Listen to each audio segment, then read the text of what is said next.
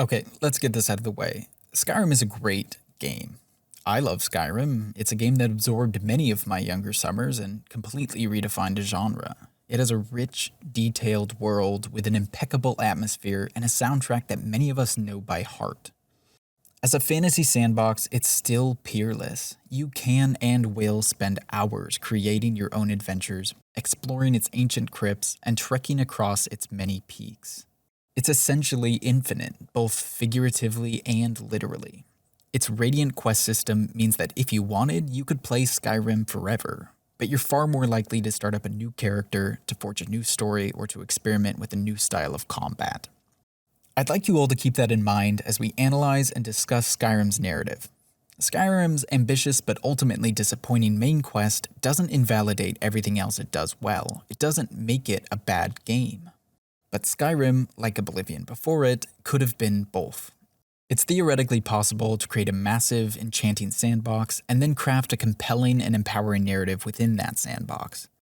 I don't think I've really played a game that's been able to do that, including the BioWare games whose narratives I often praise. I think Skyrim is trying to be a meditation on power, in how and why it's wielded, and on the consequences of its exercise. There is a surprisingly thoughtful and metatextual through line with its main quest, but its fatal flaw is that it only empowers the player to make two key choices, and the circumstances around the choices themselves are so imbalanced that to many players they hardly feel like a choice at all. Time and time again, Skyrim's characters ask us to consider our own power and the broader role of the Dragonborn, while Skyrim's quests routinely funnel our character into a narrow, bloody path. So let's talk about Skyrim's narrative, and I really do mean let's. This is just my interpretation of Skyrim, yours may be different, and that's okay. As much as I love talking about stories and storytelling, I'm far from an expert, so if you disagree with something or I get something wrong, feel free to leave a comment. I had a lot of insightful feedback on my Oblivion video, and that was really fun to read. Think of this as more of a book club than a lecture, except there's no themed cocktails and I'm not a middle-aged divorcee yet, just a man with a dream who spent tens of minutes watching videos on how to reduce his vocal fry to, let's be honest, quite middling results. The secret ingredient is breathing. If there are parts of the video where it sounds like I've edited out giant, deep, exasperated breaths, that's exactly what's happening, so I appreciate your patience. For now, though, let's push on to Skyrim, as the last Dragonborn is about to be caught in an Imperial ambush as they try to cross the border.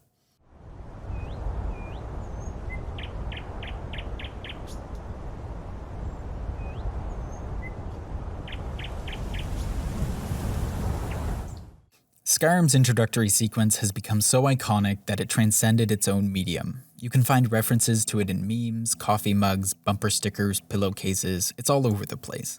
It's also so caught up with the community's frustration at Bethesda's constant re-releases of Skyrim that it can be easy to overlook just how effective it is at introducing Skyrim's world, story, and tone. The tone is the biggest shift, especially compared to Oblivion. Gone is the CGI opening cinematic, booming theme, and swooping shots of the pastoral. There's no triumphant horns, no A-list actor monologuing, no dramatic camera work. Instead, Skyrim fades in on the creaking sound of carriage wheels and the weary pant of a horse. The music fades in with the visuals, a quiet, somber tune that echoes the kind of resigned calm that you'll quickly encounter from most of your carriage mates. Like our other Elder Scrolls openings and most RPGs, Skyrim begins in medias res.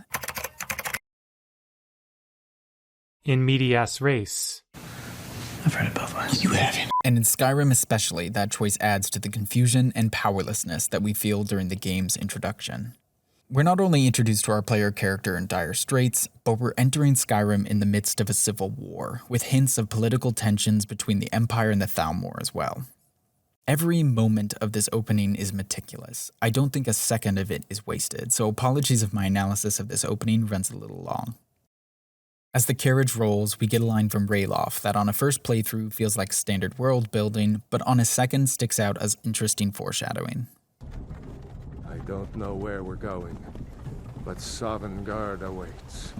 The sun breaks through the clouds as the carriages draw closer to Helgen, and the one time Bethesda is able to script what weather event occurs for a story moment is worth noting. The morning sun really reinforces the casual brutality of the Civil War. The carriage is slow as we reach Helgen's courtyard, and the prisoners know what's coming. They're going to be executed, not under the cover of night or in a military encampment somewhere, but in broad daylight in the town square, to the cheers of the townsfolk. Before then, however, we get another line from Ralof, contempt for General Tullius.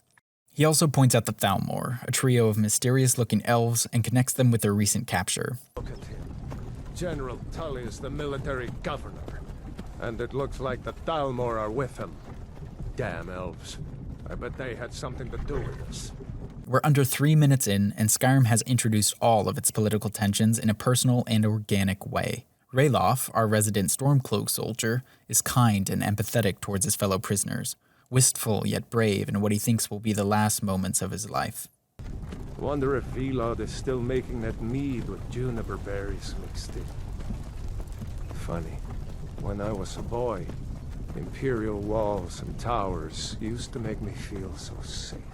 I love this line from him. It's mournful, reflective, it's imbued with subtext, it's head and shoulders above the kind of writing that we got in Oblivion. Following this line, we also see and hear the first child in Elder Scrolls history, I think, looking over at the carriages from the steps of his parents' house. Who are they, Dad? Where are they going? You need to go inside, little cub. Why? I want to watch the soldiers. He's more confused than anything, and his father hurries him inside the house so he can't see what's coming. The proximity to Ralof's comments pushes us to connect him with a youthful Ralof here. This child still does feel safe within Imperial walls and towers. There's an innocence to the fact that he doesn't recognize the Stormcloaks, wouldn't be able to guess what might be happening. It's an innocence that Ralof lost long ago, and that the boy will lose momentarily when he watches Alduin burn his father alive. Hemming, you need to get over here! Now! That boy, you're doing great! God! Everyone get back! The death of the Rorikstead horse thief is linked to our own execution order. When we're hit with the forget the list, he goes to the block line, it doesn't really land because as players, we know we're going to be fine, that the Empire's shocking sense of justice won't really affect us. But it affects the horse thief from Rorikstead, and with the loosing of Imperial bowstrings, the existing goodwill players might have felt towards the Empire from their time in Oblivion crumples alongside the fleeing thief. Crucially, we're also 4 minutes into the game before we're prompted to create our character. It can be an easy thing to overlook, but it's such an interesting choice, and I think it ended up being the right one. Delaying the actual character creation into the bulk of the introduction is done is such a subtle touch. The sense of mystery and danger feel immediate. The player has to gather their wits and piece together information alongside their character, without the luxury of a 10-minute-long character creation screen to break the tension. Then comes the latest abuse of Imperial power, our player's execution, despite not being on the Imperial's list of Stormcloak operatives. Captain, what should we do? He's not on the list. Forget the list. He goes to the block. By your orders, Captain. I'm sorry. At least you'll die here, in your homeland. Give them their last rites. As we commend your souls to Aetherius, blessings of the 8 divines upon you. For the love of Talos, shut up and let's get this over with. Learn. As you wish. The 8 divines piques our interest, but clearly pisses off the Stormcloak, who references Talos as he struts towards the chopping block. We'll later learn why. Talos is the forbidden divine, but even without that knowledge, this moment works as an act of honorable petulance from the soldier.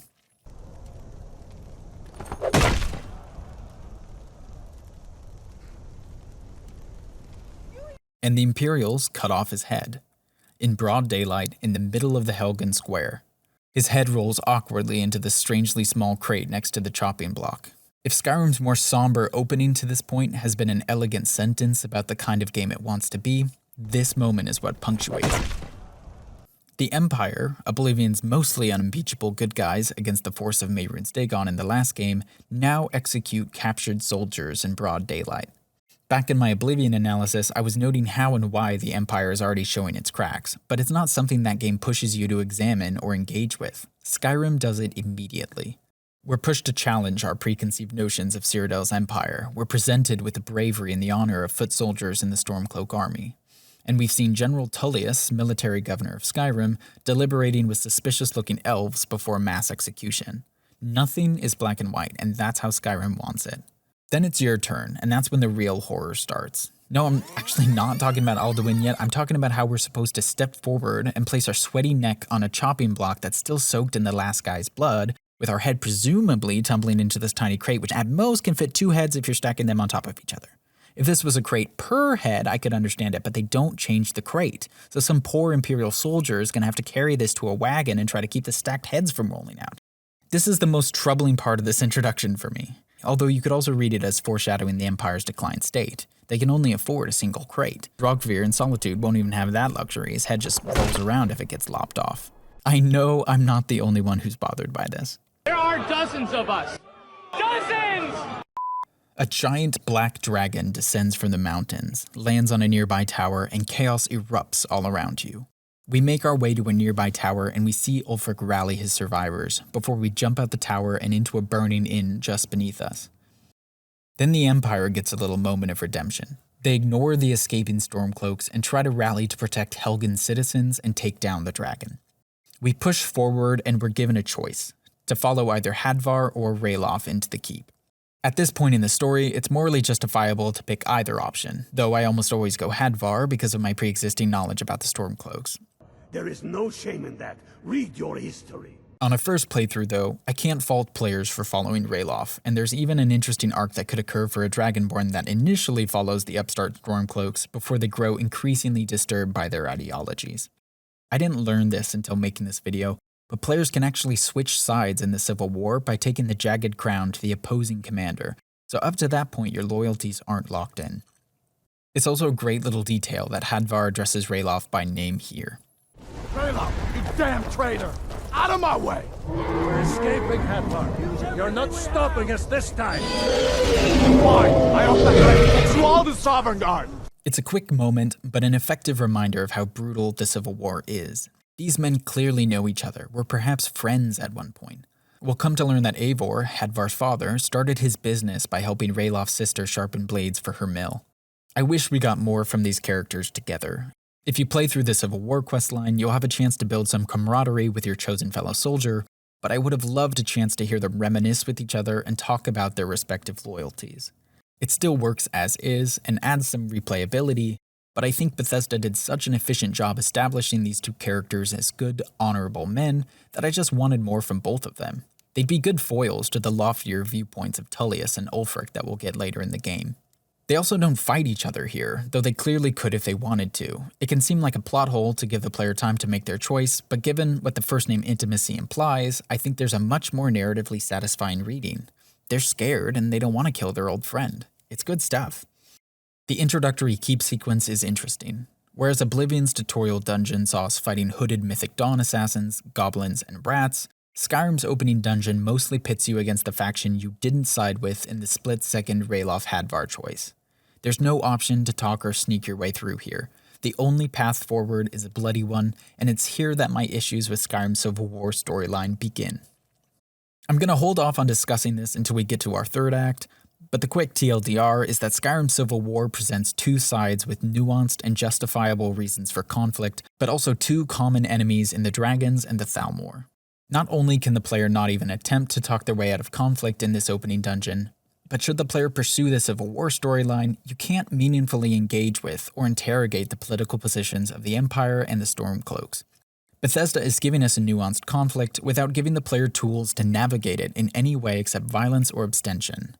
Speaking of being forced into that violence or abstention model for choices, down in the keep is where we get another bit of dark world building, an Imperial torture chamber. Lovable Hadvar says, "Gods, I wish we didn't need these." But the torturer, should he survive the fight with the Stormcloaks, says, "You fellows happened along just in time. These boys seemed a bit upset at how I've been entertaining their comrades." There's a barely contained glee in his voice that makes him immediately despicable. In a game with a functioning RPG dialogue system, we get a chance to mock him for this violence, or challenge him to justify this joy and cruelty. Even players who wanted to play more soldiery characters like Hadvar might call him out on this, denounce the joy he so obviously feels. More traditionally evil characters could ask if he's learned anything. I don't know, but Skyrim allows for none of that. We're back to violence or abstention when it comes to our choices. It's frustrating because the first half hour of this game has presented a dark, complex world of competing ideologies and moral ambiguities, but gives the player character no way to interact with things on that level. For characters like the Imperial Torturer, your only way to interact with him or push back on his sadism and cruelty is to, somewhat ironically, kill him.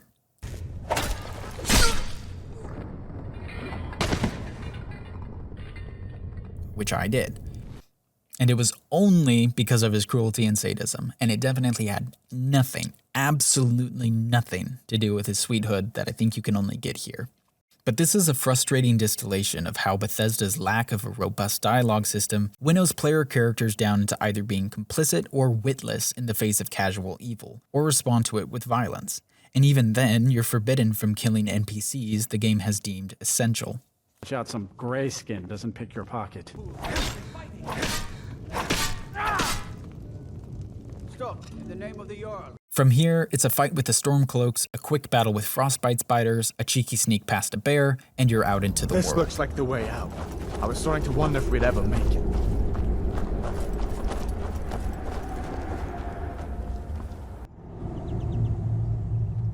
Wait!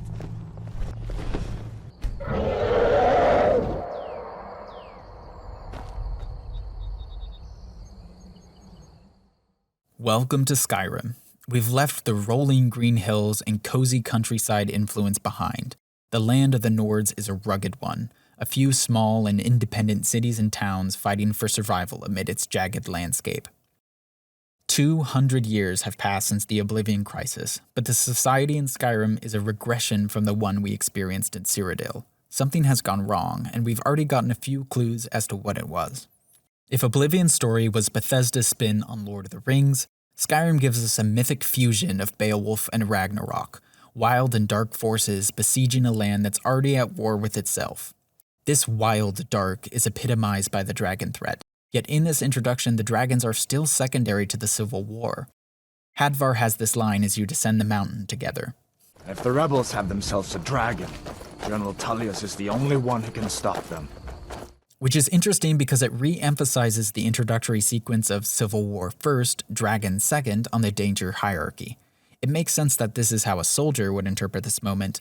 Guessing immediately that it's Alduin the World Eater coming to wreck your plane of existence would be ludicrous. A game that immediately spells out its entire mystery by some soldier perfectly guessing would deflate so much tension that Bethesda would obviously never do that. With the Emperor dead and no new heir crowned, the dragonfires in the temple will be dark, for the first time in centuries. It may be that the dragonfires protected us from a threat that only the Emperor was aware of. It's not until Alduin's Wall that dragons are more firmly cemented as the primary threat, though I don't know if that's intentional or not.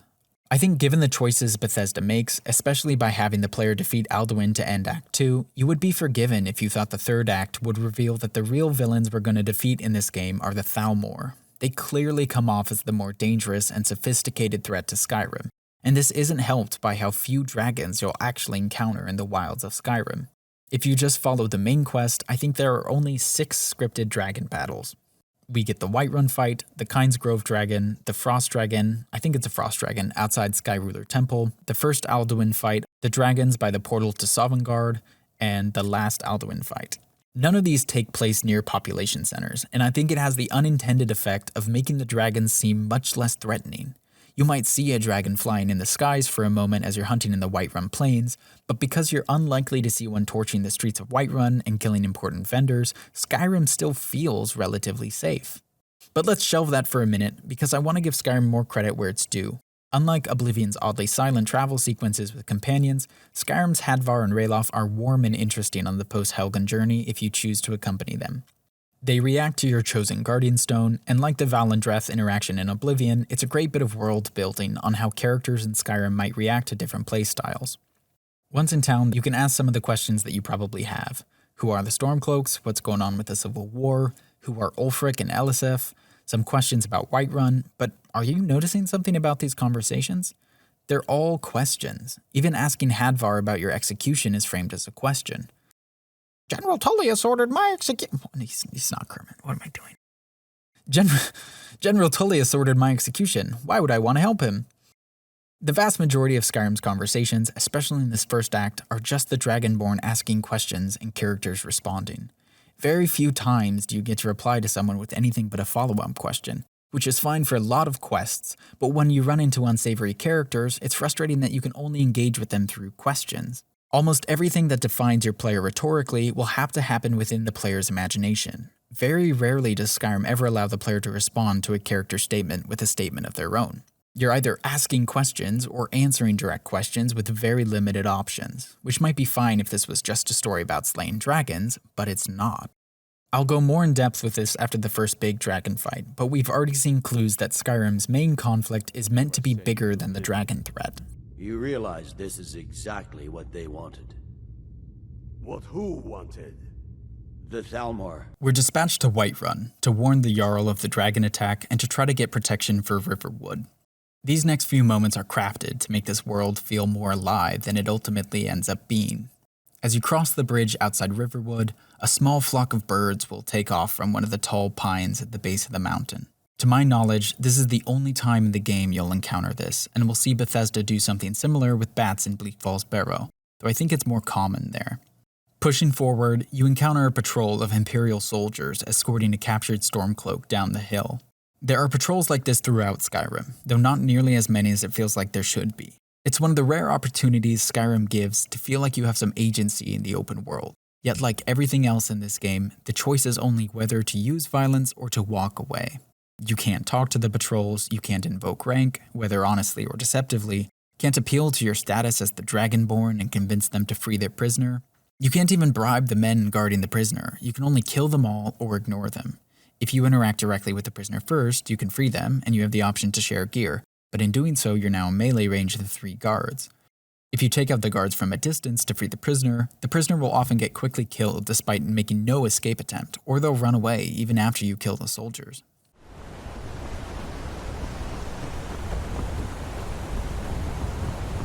Erupting from the yellowed plains is the city of Whiterun, a trade hub in the middle of Skyrim.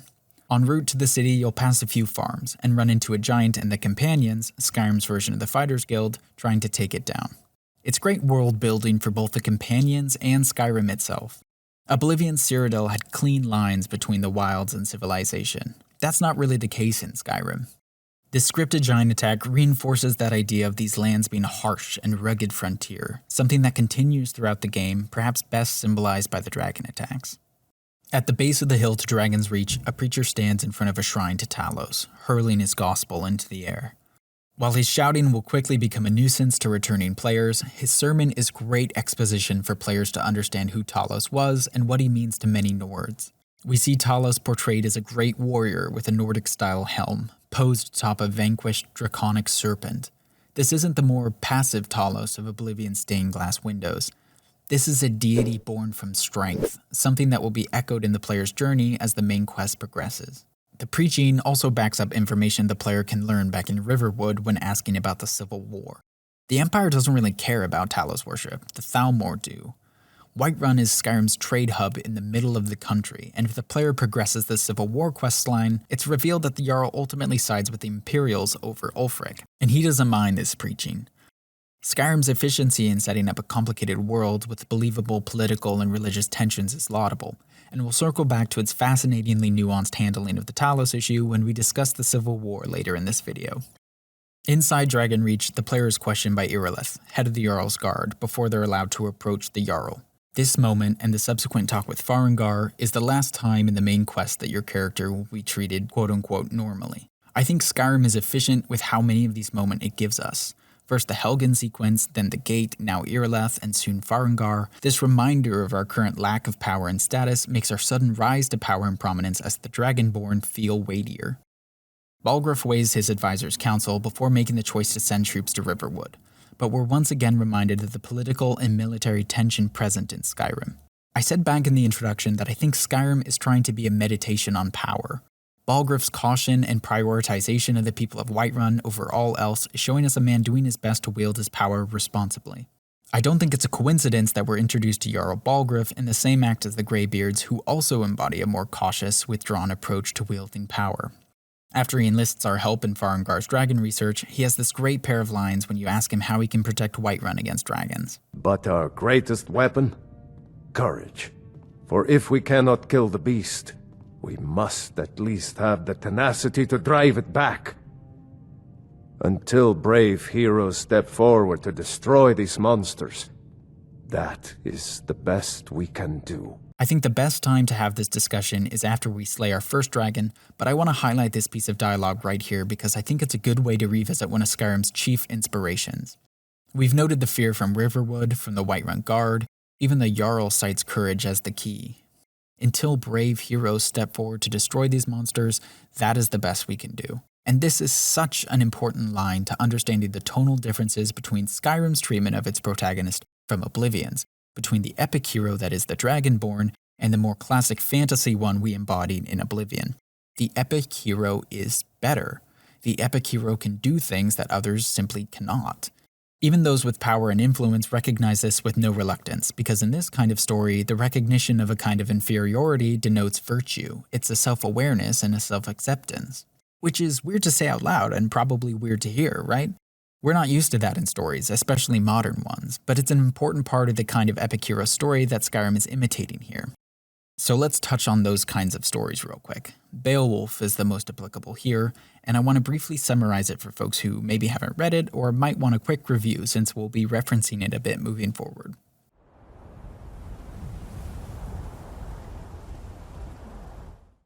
I wouldn't go so far as to say that understanding Beowulf is necessary to unlocking Skyrim's narrative meaning.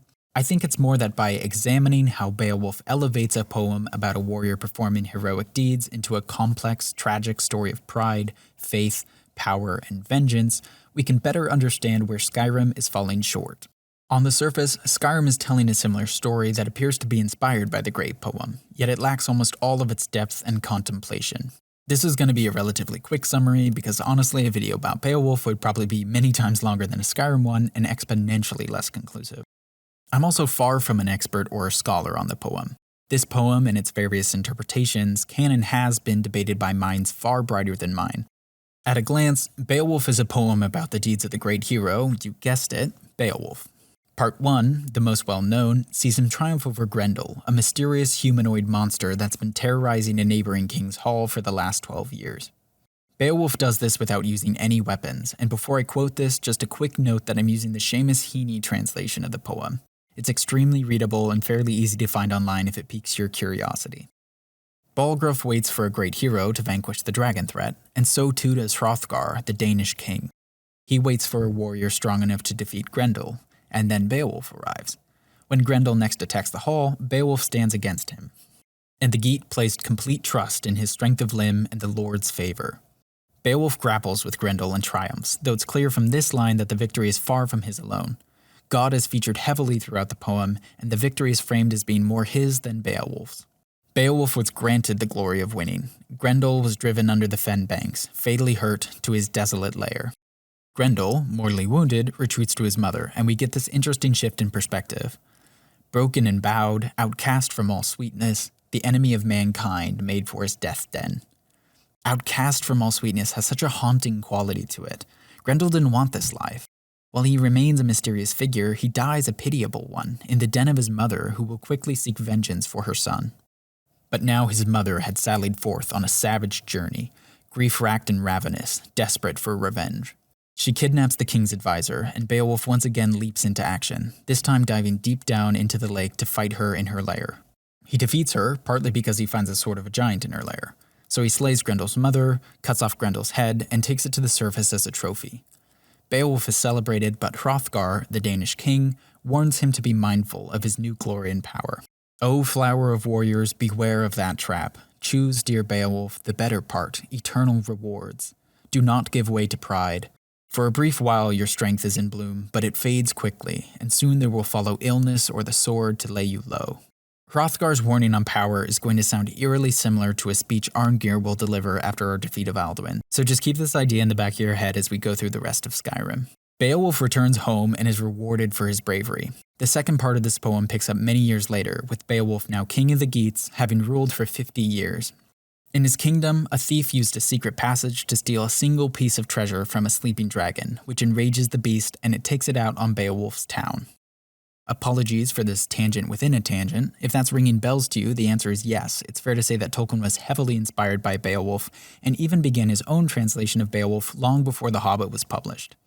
Tolkien's lecture, Beowulf, The Monsters and the Critics, is widely considered to be one of the most formative lectures on the poem that helped shift the discussion away from the poem's historical implications and more towards its narrative and literary ones.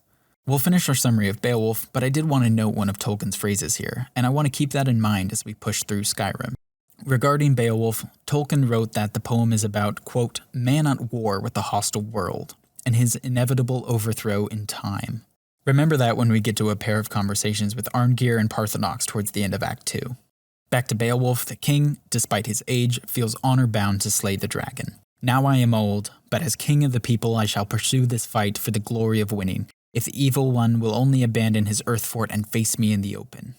But Beowulf is older, weaker, and the majority of his troops cower in the fight. He's overmatched and only aided by one soldier, Wiglaf. With Wiglaf as a distraction, Beowulf can land the killing blow, but he, much like Grendel 50 years ago, knows he is mortally wounded. Beowulf hangs on to see the treasure for himself and to give instruction for the building of a tomb. Despite his glory, his death is more bitter than sweet, and political and existential contemplation hangs over the funeral ceremonies. His royal pyre will melt no small amount of gold. Heaped there in a hoard, it was bought at a heavy cost, and that pile of rings he paid for at the end with his own life will go up with the flame, be furled in fire.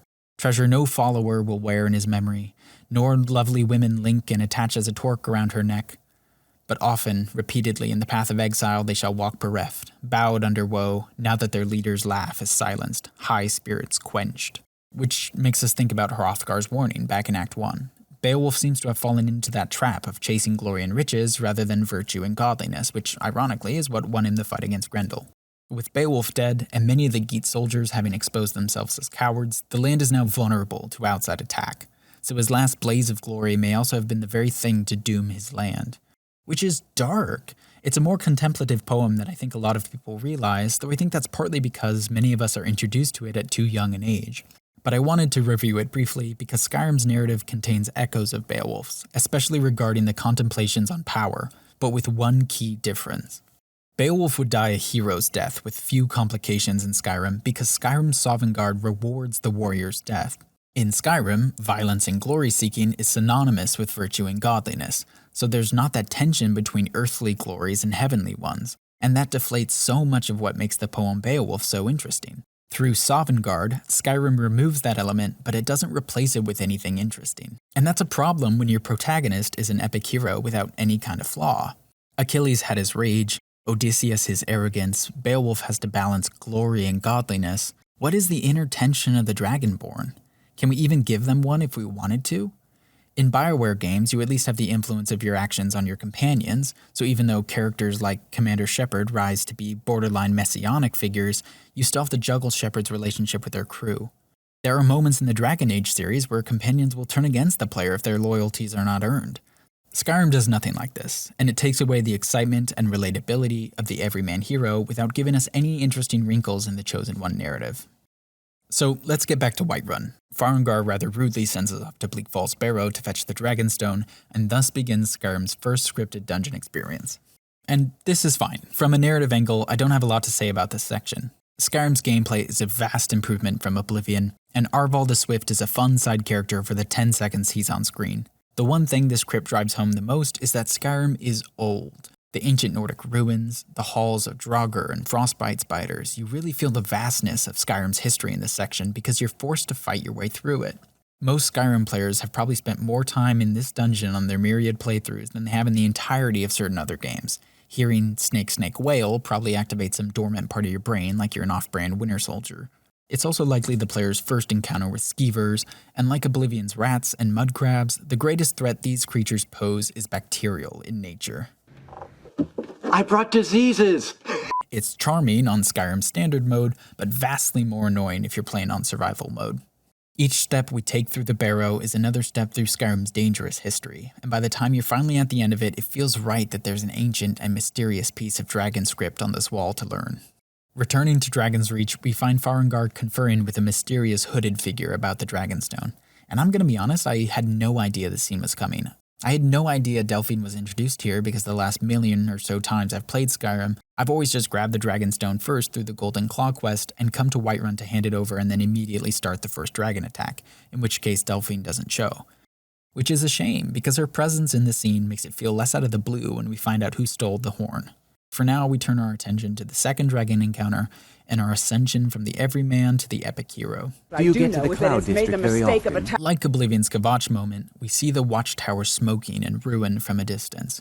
Though unlike Kvatch, we already know what to expect, so it's less of a buildup of mystery-laced tension and more one of anticipation. The visual of civilization under attack is also less jarring in Skyrim than it is in Oblivion, because we've already been conditioned to see Skyrim as a wild and dangerous place. This isn't necessarily a problem. I like that Skyrim feels like the frontier that it is, but then depending on the game script, this build-up to your first dragon fight could end with more of a whimper than a bang. I left this playthrough of Skyrim on Adept difficulty to try to simulate the intended player experience, and this fight ended in less than 2 minutes. I have it on good authority that finishing in under 2 minutes is less than ideal. And of course, this isn't Skyrim's Kvatch moment. This isn't the moment where we're shown just how high the stakes are, how destructive evil can be against everyday people. Because theoretically that was Helgen. But as effective as the Helgen sequence is for setting up the plot, because our character was powerless from the start, that helplessness and fear of witnessing a town being destroyed before our eyes is somewhat negated. 1 or 2 Whiterun guards might die in this fight, but the guards in Bethesda games are largely stripped of their humanity already by being vocal clones devoid of any individual personality. I think Skyrim tries to remedy this by giving the Whiterun guards you go dragon hunting with helmets that show their face. It's the only time in the game we see guards like this, but this last-second attempt to humanize them to raise the stakes falls a bit flat for me. It would stress me out so much more to play, but setting this fight in Whiterun would have added so much to the tension of this moment. It would have solidified the dragons that much more as an actual threat. After playing the mission as is, most players are likely to see the dragons as less of a threat, not more of one, because of how easily they were just able to dispatch it.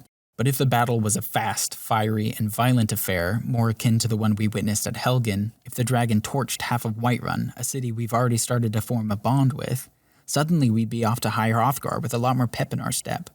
Stopping the dragons would become the player's primary goal, not just the Dragonborn's.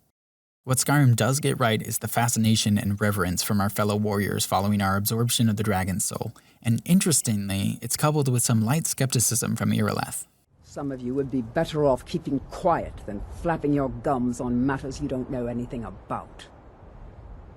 Here's a dead dragon, and that's something I definitely understand. Now we know we can kill them, but I don't need some mythical dragonborn. Someone who can put down a dragon is more than enough for me. To which one of the Nords replies, You wouldn't understand, Housecar. You ain't a Nord. I don't think you get this dialogue unless you hold off on shouting until it plays through. Once you shout, the doubt is cleared and you're casually hailed as Dragonborn by your fellow warriors. But I like Irileth's skepticism here. It feels realistic, but so too does the soldier's counter, even if it does come off as a little rude. The Dragonborn and the reverence of the Dragonborn is tied into Nordic culture, in part because Nordic culture views strength as one of the ultimate virtues. The epic hero archetype exemplifies the traits they already worship. I've used those words a lot, epic hero, so I just want to expand on what I mean by that. As far as I know, there isn't a literal definition to cite, but we mostly use it in reference to heroes from epic poems. Epic can be traced back to the Greek word epos, meaning speech, word, poem, or song. We're not using epic in the modern sense, though the stories themselves often have a grand scale. The Iliad and the Odyssey are probably the 2 most famous epic poems in the Western canon. So why am I classifying the Dragonborn as an epic hero? I think the qualities inherent in every player's Dragonborn, godlike power, exceptional strength, and the element of communal reverence all place the Dragonborn as a character closer to an Achilles or again a Beowulf than a more traditional hero. There isn't an overcoming of the odds for our Dragonborn. The rise to power isn't about discovering what we're fighting for, obtaining a powerful artifact, or outwitting some being. We are just better in a way that the hero of Kvatch wasn't. While doing some research for this video, I came across a New Yorker article by Joan Akosla discussing Tolkien's translation of the poem Beowulf, and it's this section here regarding Beowulf that I feel strongly correlates with our player character. He is peerlessly noble, brave, and strong. Each of his hands has a grip equal to that of 30 men. He is alone in the world, he was an orphan, and he never acquires a wife or children, partly for that reason. Because he has no one to behave towards in an intimate way, he has no real psychology. Unlike Anna Karenina or Huckleberry Finn, he is not a filter, a point of view standing between us and his world. This unself-consciousness gives that world a sparkling vividness. So yes, the strength applies to both Beowulf and the Dragonborn, but I want to focus on that latter half especially because I love the way that she worded that. Because he has no one to behave towards in an intimate way, he has no real psychology. And that's such a great way to describe the biggest weakness of any Elder Scrolls protagonist. There is no social or romantic intimacy in Skyrim despite the marriage and adoption systems present in the game. There's almost never any empathy, only the interrogatory. Games that allow for more powerful social connection, either with agency in the traditional BioWare befriend everyone and romance your favorite style, or without agency in games like The Last of Us or God of War, all use it to develop their heroes into characters that feel more three-dimensional. Intimacy is essential to the development of a protagonist that feels real, in part because it goes hand in hand with vulnerability. I can't believe I just cited a game called God of War as an example of intimacy-revealing character. What a time to be alive. And yet that's not always a bad thing, and that's why I wanted to quote that section on Beowulf. He is not a filter, a point of view, standing between us and his world. This unself-consciousness gives that world a sparkling vividness. To me, this speaks to the strengths of these Elder Scrolls games. The paper-thin protagonist makes it so easy to immerse yourself in their enchanting worlds. Without having to first understand or define our characters, we can focus all our attention on understanding and exploring their world. And again, the world is incredible. I can't say that enough. So players who play the Dragonborn through the main questline quickly ascend to fill this epic hero role, and the slaying of the first dragon is where that leap takes place. It's notable that Irileth is skeptical of the concept of the Dragonborn, in a way that Balgruuf is not.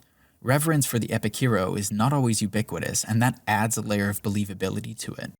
Beowulf had Unferth doubting him early in the poem. Half the Greeks can't stand Achilles in the Iliad. Irileth's skepticism here is interesting because she respects the honorable act of dragon slaying, but without a Nordic background, she doesn't feel the same awe as the Nords for this discovery of the player character as Dragonborn. It's not her myth. And if the story was built around the stopping of Alduin and the slaying of dragons, this triumph over our first dragon would be a big ending set piece to our first act, in the way that the Kvatch Gate was for Oblivion's. If Skyrim was trying to tell a simpler story, our second act would be the trek to the Greybeards, honing our powers, retrieving the horn of Jurgen Windcaller, and slaying more dragons on the way, maybe saving a village or two. The third act could see the Dragonborn use the horn as a tool in the fight against Alduin, gathering all their strength and wit and wisdom and narrowly triumph in a thrilling battle, perhaps aided by the friends they made along the way. But crucially, it's not. And that's something that took me a while to fully accept, and it wasn't until the Alduin fight with Parthenox at the end of the second act where I had to stop and think about this. We'll expand on that when we get to it, but if this was a story about the Dragonborn versus Alduin, having us hand him his scaly ass on a mountain at the end of the second act completely deflates the tension for our third act. It would be borderline narrative suicide. But even though the Stop the Dragons thread is what most of us take away from Skyrim's main quest, I don't think that's what it's doing. Instead, our first act introduces us to the communal reverence of the Dragonborn and gives us a chance to respond to that power. How we interact with Jarl Balgruuf after the Greybeards summon us to High Hrothgar, how often we shout in towns, how we use our newfound abilities and moment-to-moment gameplay. We meet the Greybeards and learn about the Way of the Voice, a largely passive approach to power in which wisdom and the pursuit of greater knowledge is valued above almost all other things. We touched on this a bit earlier, but this calmer, more knowledge-driven approach to wielding and growing power is something we've also seen from Balgruuf throughout this first act, most notably through his stance on the Civil War. If it's the war you're referring to, I'm on the side of Whiterun. No doubt General Tullius and his friends in the Empire will tell you that I owe them my loyalty, and perhaps I do. Ulfric Stormcloak would say that I owe my allegiance to the Nord people as they fight for Skyrim's independence. Perhaps this is also true. The day might come when I am forced to draw my sword for one side or the other. But that day has not come yet. I think that through Balgruuf, Act 1 is showing us the Way of the Voice before we even know what to call it. And that the rest of this act, from climbing the steps to meeting the Greybeards and retrieving the horn, is all about introducing it more formally. It's important to note, however, that I don't think Skyrim does this well, primarily because we've never been given any agency to make choices of our own. But more on that later. For now, let's touch on High Hrothgar.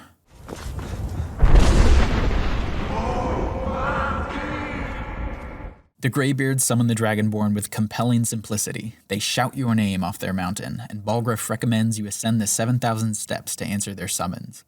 At the base of High Hrothgar is the village of Ivarstead, and you can hear a pair of men discussing the journey up the mountain and how they're getting too old to keep attempting the climb. It adds to the atmosphere and the tension of this journey. It really does feel like the start of something special, but it also serves a story purpose when examined in retrospect. By journey's end, at the top of the mountain, we are once again reminded of our status as an epic hero.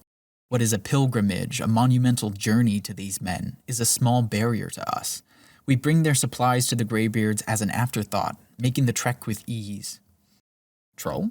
What troll? I don't know what you're talking about. I'm the Dragonborn. I'm the mythic love child of Beowulf and Achilles. I definitely didn't get my ironclad cheeks handed to me by a frost troll. This trek up to High Hrothgar is also the longest journey most players will make for the rest of the main quest.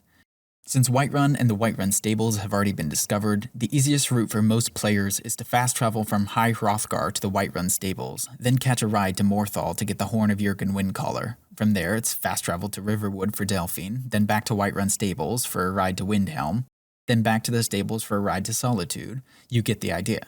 While the carriage system is an improvement compared to Oblivion's instant fast travel to any kind of city approach, fast travel's existence still detracts from the overall narrative experience, at least in my opinion. It minimizes the scale of journeys that are supposed to feel grand, reduces the sense of danger from the wilds, and makes Skyrim feel small and too easily traversed. The survival mode mod that's now built in with the latest release of Skyrim does restrict fast travel, and if you haven't already, I urge you to give it a try. Having to contend with a temperature, hunger, and rest system adds a surprising depth to Skyrim's traversal, and what at first feels like a hindrance quickly reshapes the way you look at the game, emphasizing the journey instead of the destination, and that's invaluable in a game when the destination usually isn't all that great. In this case, our destination is High Hrothgar, perhaps Skyrim's most obvious allusion to Beowulf. High Hrothgar is as cold and aloof as the Greybeards that reside within it. Only one of them will speak to the player in the common tongue, and the relationship is immediately one of mentor-mentee. They test our ability to learn new shouts before assigning a final trial. Retrieve the Horn of Jurgen Windcaller, founder of the Way of the Voice. Until we do, they seem reluctant to share too much of what they know. If asked to expand on the Way of the Voice, Arngir will say, "The voice was a gift of the goddess Kynareth at the dawn of time. She gave mortals the ability to speak as dragons do. Although this gift has often been misused, the only true use of the voice is for the worship and glory of the gods. True mastery of the voice can only be achieved when your inner spirit is in harmony with your outward actions. In the contemplation of the sky, Kynareth's domain, and the practice of the voice, we strive to achieve this balance." Is that ringing any Beowulfian bells to anyone? The Dragonborn can either tell him that they'll try to follow the Way of the Voice, or say that they don't follow that philosophy. Either way, it leads to an interesting line from Arngir. "The Dragonborn is an exception to all the rules. The dragon blood itself is a gift of the gods. If we accept one gift, how can we deny the other? As Dragonborn, you have received the ability to shout directly from Akatosh. We therefore seek to guide you on the proper use of your gift, which transcends the restrictions which bind other mortals." This will come up again when we talk about Delphine's misguided beliefs about the Greybeards, but Arngir is shining light on why the Dragonborn is almost above reproach. The Way of the Voice is built around the worship and glory of the gods, one of whom gifted certain individuals with the power of the Dragonborn. Thus, any usage of the voice from this demigod could be construed as honoring the gods because it's using the gift of Akatosh. So here again, Skyrim is deflating a tension that I think it's trying to build as we go through the game about what kind of Dragonborn we're going to be. Ustengrav is one of the best dungeons in the game, certainly more interesting than Bleak Falls Barrow. There's platforming in Skyrim! You can use your new dash to navigate broken pillars to get some extra chests, and there's a moment where you're required to use it to pass through a gate challenge. It's fun, if not imaginative, and probably the last time your shouts are creatively incorporated into gameplay. The build-up to the final chamber is so good. The gate puzzle, the flame tiles, another bout with frostbite spiders, and then you're there. The slow rising of the Nordic statues as you walk towards the horn builds this classic sense of trauma and climax, and then it's subverted. The horn isn't there. It's a note from someone who got there first, someone who wants to meet with you. In a vacuum, this moment is great, but looking back on it, this is where Skyrim's story gets more complicated than it can handle. Dragons we can handle, but this moment leads to the formal introduction of Delphine, the reintroduction of the Thalmor, the reformation of the Blades, and tension between the Blades and the Greybeards, all still without being equipped with a protagonist empowered enough to interact with these levels of nuance. This moment marks the end of our first act, sending us back to Riverwood with more questions than answers. It's here Skyrim returns to the grimier roots it was showing off in the Helgen sequence, through the introduction of Skyrim's tattered version of the Blades and the more grounded antagonism of the Thalmor. And to me, this is where Skyrim's story starts to go off the rails a little bit. The retrieval of the Horn of Jurgen Windcaller would have been a fitting end to our first act, as we would prove via our shout-based puzzle solving that we were able to demonstrate the way of the voice. By retrieving the horn, a possibly powerful artifact, but not using it, we might demonstrate caution around power. Instead, Delphine has stolen it, and it essentially becomes an afterthought in Skyrim's whirlwind of a second act. So it's time to head back to Riverwood to discover a new, stabbier way to wield power, the way of the Blades.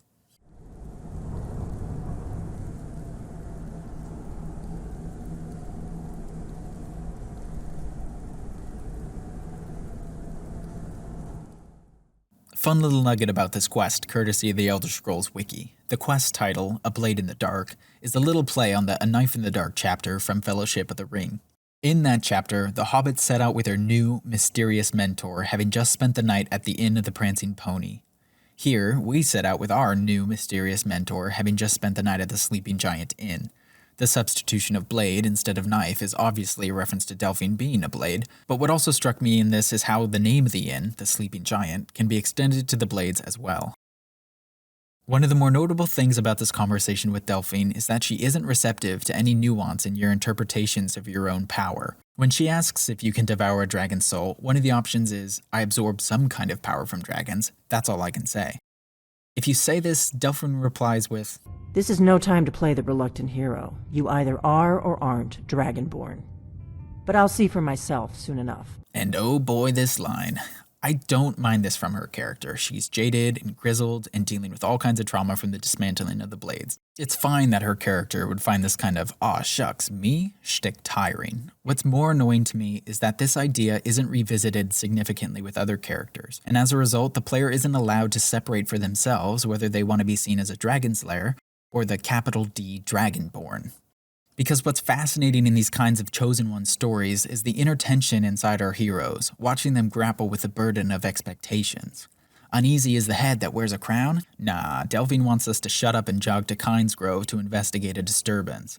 One of my favorite ideas in fiction is protagonists being forced to contemplate their own ascension from man to symbol, to reflect on whether they wanted it, whether it changed them, and how after a certain point their own belief in themselves becomes irrelevant because of the power bestowed from everybody else believing in them.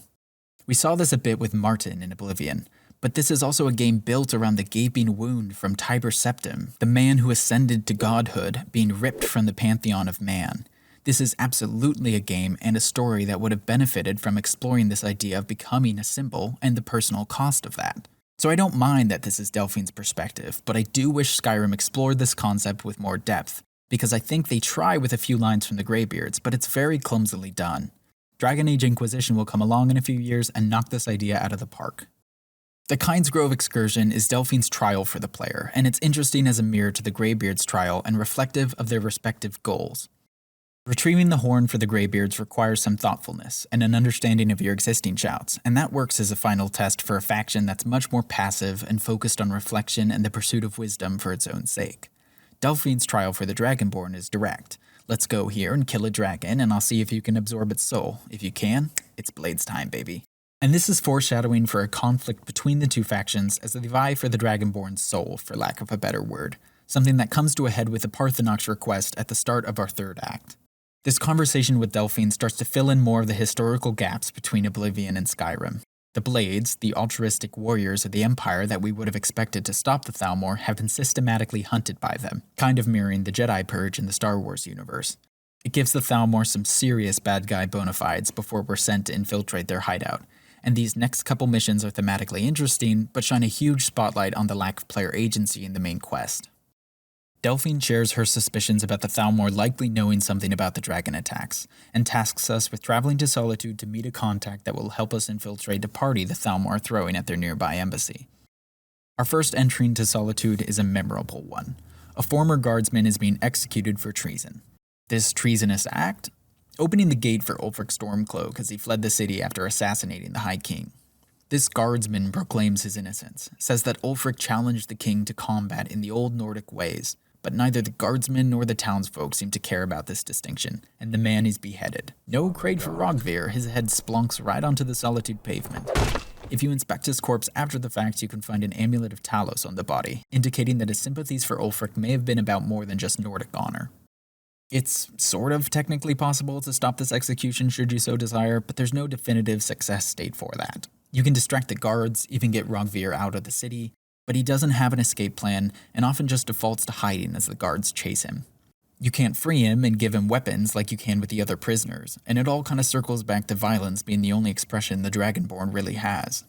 It's not a plot hole here necessarily. I think it's reasonable that we're not well known enough to be able to halt a possibly unjust execution just with our Akatashian clout, but it would have been satisfying to be able to try with a speech or intimidation check to at least get a stay of execution until we learn more about the situation. If we're going to be the powerful, well-respected Dragonborn straight out of Nord legend and prophecy, it would have been interesting to experience the social part of that power rather than just the physical. Instead, we get another example of axe-happy imperial justice. The world building is great, the dark, interesting moments are there, but they're so rarely explored beyond the surface level. So many of Skyrim's most interesting moments are used as temporary flavor before being thrust aside to return the player to a rather unimaginative main quest and dungeon-heavy gameplay loop.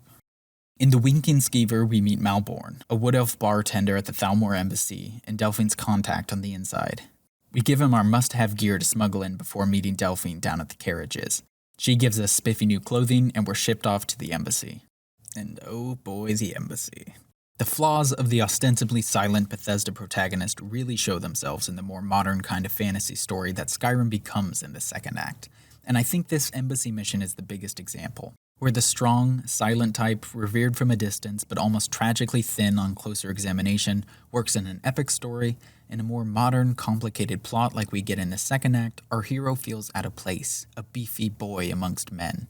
The epic hero can't, well, maybe not can't, but let's just say doesn't, navigate courtly intrigue the same way they can navigate physical danger. I'm reminded of the end of the Odyssey, where Odysseus, famed for his wit and cleverness, still ultimately resolves the suitor problem in his home by just killing every one of them. That's just the kind of story they're in. And it was the story we were in this first act, slaying mighty beasts with a mysterious power. But here in the second act, that tone is subverted, and we're shifted to a more complex story without being given a more complex protagonist to handle it. In this mission, Bethesda tries to compensate by giving the player more choice in their infiltration. Depending on the connections you've made or the state of the Civil War, the person you use to distract the rest of the party can change, but it's important to note that the connections you've made with the attending Jarls will have been forged through acts of violence. We meet Elwyn, the Thalmor ambassador, and speak to some of Skyrim's other powerful nobles that don't mind brushing shoulders with the Thalmor. I mentioned in my Oblivion video how that game hinted at class divisions without ever addressing them overtly. In keeping with the more mature tone of Skyrim's story, we're seeing evidence of that here. The combination of Jarls, wealthy merchants, and Thalmor show off Skyrim's backroom hegemony and makes it clear that the dragons aren't the only threat Skyrim faces.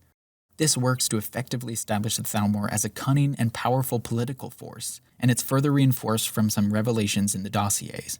Sneaking away from the party, we pushed through the heart of the embassy. It wasn't until this playthrough that I learned stealth is more viable here than many first realize. If you don hooded Thalmor robes and unequip your weapons, you can walk by many enemies as long as you keep your distance. High elf characters can get even closer before anyone notices something is wrong, and apparently Khajiit and Argonian characters are discovered as frauds immediately because of the tales. This isn't communicated to the player, however, and I don't think this kind of uniform stealth works anywhere else in Skyrim, so I imagine most players will paint the snow red with Thalmor blood and probably have a satisfying time doing it. Inside the Thalmor Solar, you dispatch the Thalmor's torturer, definitely normal to have one of those in an embassy, and then discover files on both Delphine and, surprisingly, Ulfric. In a twist, we learn that the Thalmor have been using Ulfric without his knowledge to weaken the Empire militarily. They enabled his rise to power, and the Thalmor seen in Helgen were trying to stop Ulfric's execution because it's politically advantageous to them that the war continues for as long as possible. They don't want either side to win. They just want to keep pulling the strings for the two sides to weaken each other. The fact that Ulfric was going to be executed anyway suggests that Tullius is aware of the Thalmor's motivations and is likely more cunning than he seems. This is such a great moment to add complexity to all of Skyrim's major political players. And it's a discovery that should have the power to alter the course of the Civil War, especially seeing how you escape with those documents in hand.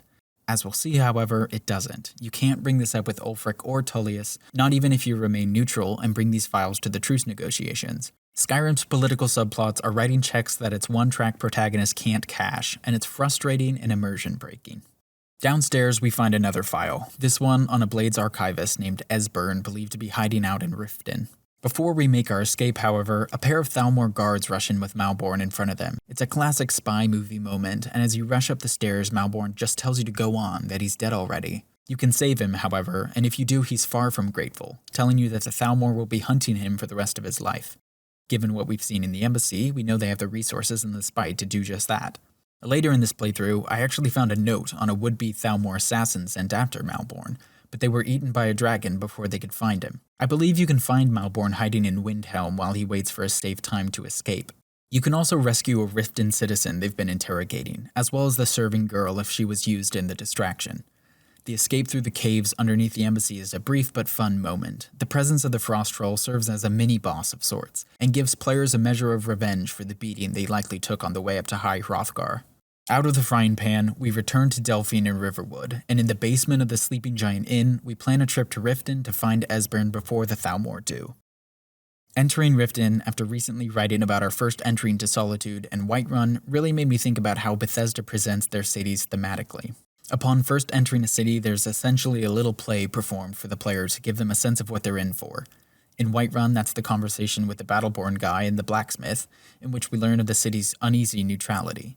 In Solitude, it's the execution of Rogvir, and in Riften it's even more concentrated, with the shakedown at the gate, then Maul Blackbriar's tough guy enforcer talk, then the conversation on the bridge between the stable hand and that one lady from the Thieves Guild. In the market square, Brynjolf will hunt the player down to engage them in his latest scheme. And Windhelm, we'll touch on that later. Markarth and Morthal both have their own versions of this as well, and it would be less noticeable if these moments didn't only happen on our first entry to these cities.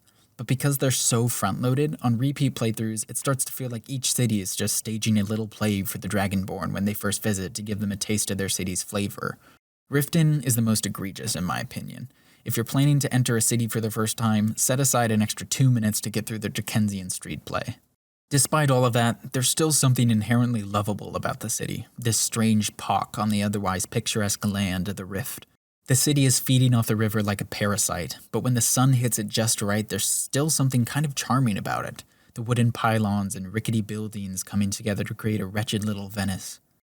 The most memorable part of the hunt for Esbern is the location. While Skyrim's second act sets up a lot of plot lines that will ultimately prove unsatisfying by the game's end, the one thing this second act nails is the quest locations. To go from the cobbled streets of Solitude and the elite Thalmor party to the dingy Riften Undercity is striking, and I think Bethesda deserves credit for creating that tonal whiplash. We've seen how the elites of Skyrim live, now we get an ugly glimpse at how some of Skyrim's poorest or most disabled eke out a despondent living in the dark under Riften. The Ratway is miserable. I think its most sympathetic inhabitant is an old Imperial veteran living in a small hovel a few feet away from Esbern. He doesn't have much to say, but he keeps his polished Imperial helmet on a table by his bed, a reminder of an old dignity. There are small touches of humor here. There's a cannibal in a chef's hat, with a conspicuous blood streak outside of his hovel, but for the most part, I think Skyrim makes this place feel dark and real and sad enough that the player takes it seriously. It's conceivable that Esbern could hide out here because of course it's the last place that Thalmor would look. Esbern is suspicious of the player, but eventually opens his door after unlocking his many, many locks. He's excited to learn Delphine is still alive, but ultimately still despondent, insisting that without the Dragonborn, there really is no hope. When the player reveals that they are the Dragonborn, we can hear the life rush back into his body. There's an incredulity in his voice as he grapples with a new feeling of hope. What? You are? Can it really be true? Dragonborn? Then there is hope. The gods have not abandoned us. We must go. Quickly now. Take me to Delphine. I really like his character here, and the bit we get in Riverwood after this. His dialogue embodies the bumbling professor archetype, but the security and contents of his home in the Ratways shows that he's well aware of the constant danger his life is in, of the near hopeless state of the world above. In a game that was more interested in exploring its characters, we may have been able to engage with Esbern more, to find out if this bumbling persona was a kind of armor he adopted after the Purge, or whether he's just always been like this. The trip out of the Ratway is slowed by a team of Thalmor agents sent to find Esbern, and we fight the Thalmor in the Ratway's dark tunnels. What struck me on this playthrough was the British accents of the High Elf Justiciars, barking orders and coming up with lousy battle cries that usually revolved around elven superiority.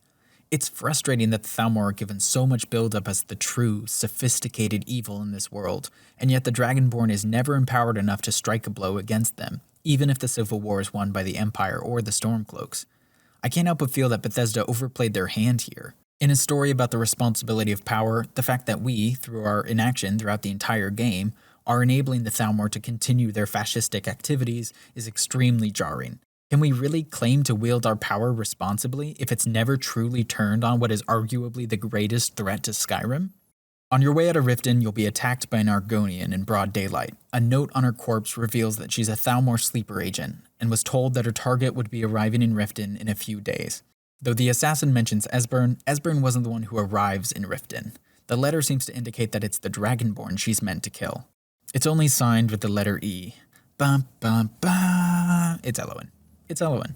Probably. Can we ever use this information? Does having an actual letter mean anything to anybody ever? No. Esbern and Delphine reunite back in Riverwood, and Esbern has another lovable, bumbling professor moment that's played for a bit of a joke. The way he talks down to both Delphine and the Dragonborn is important, however.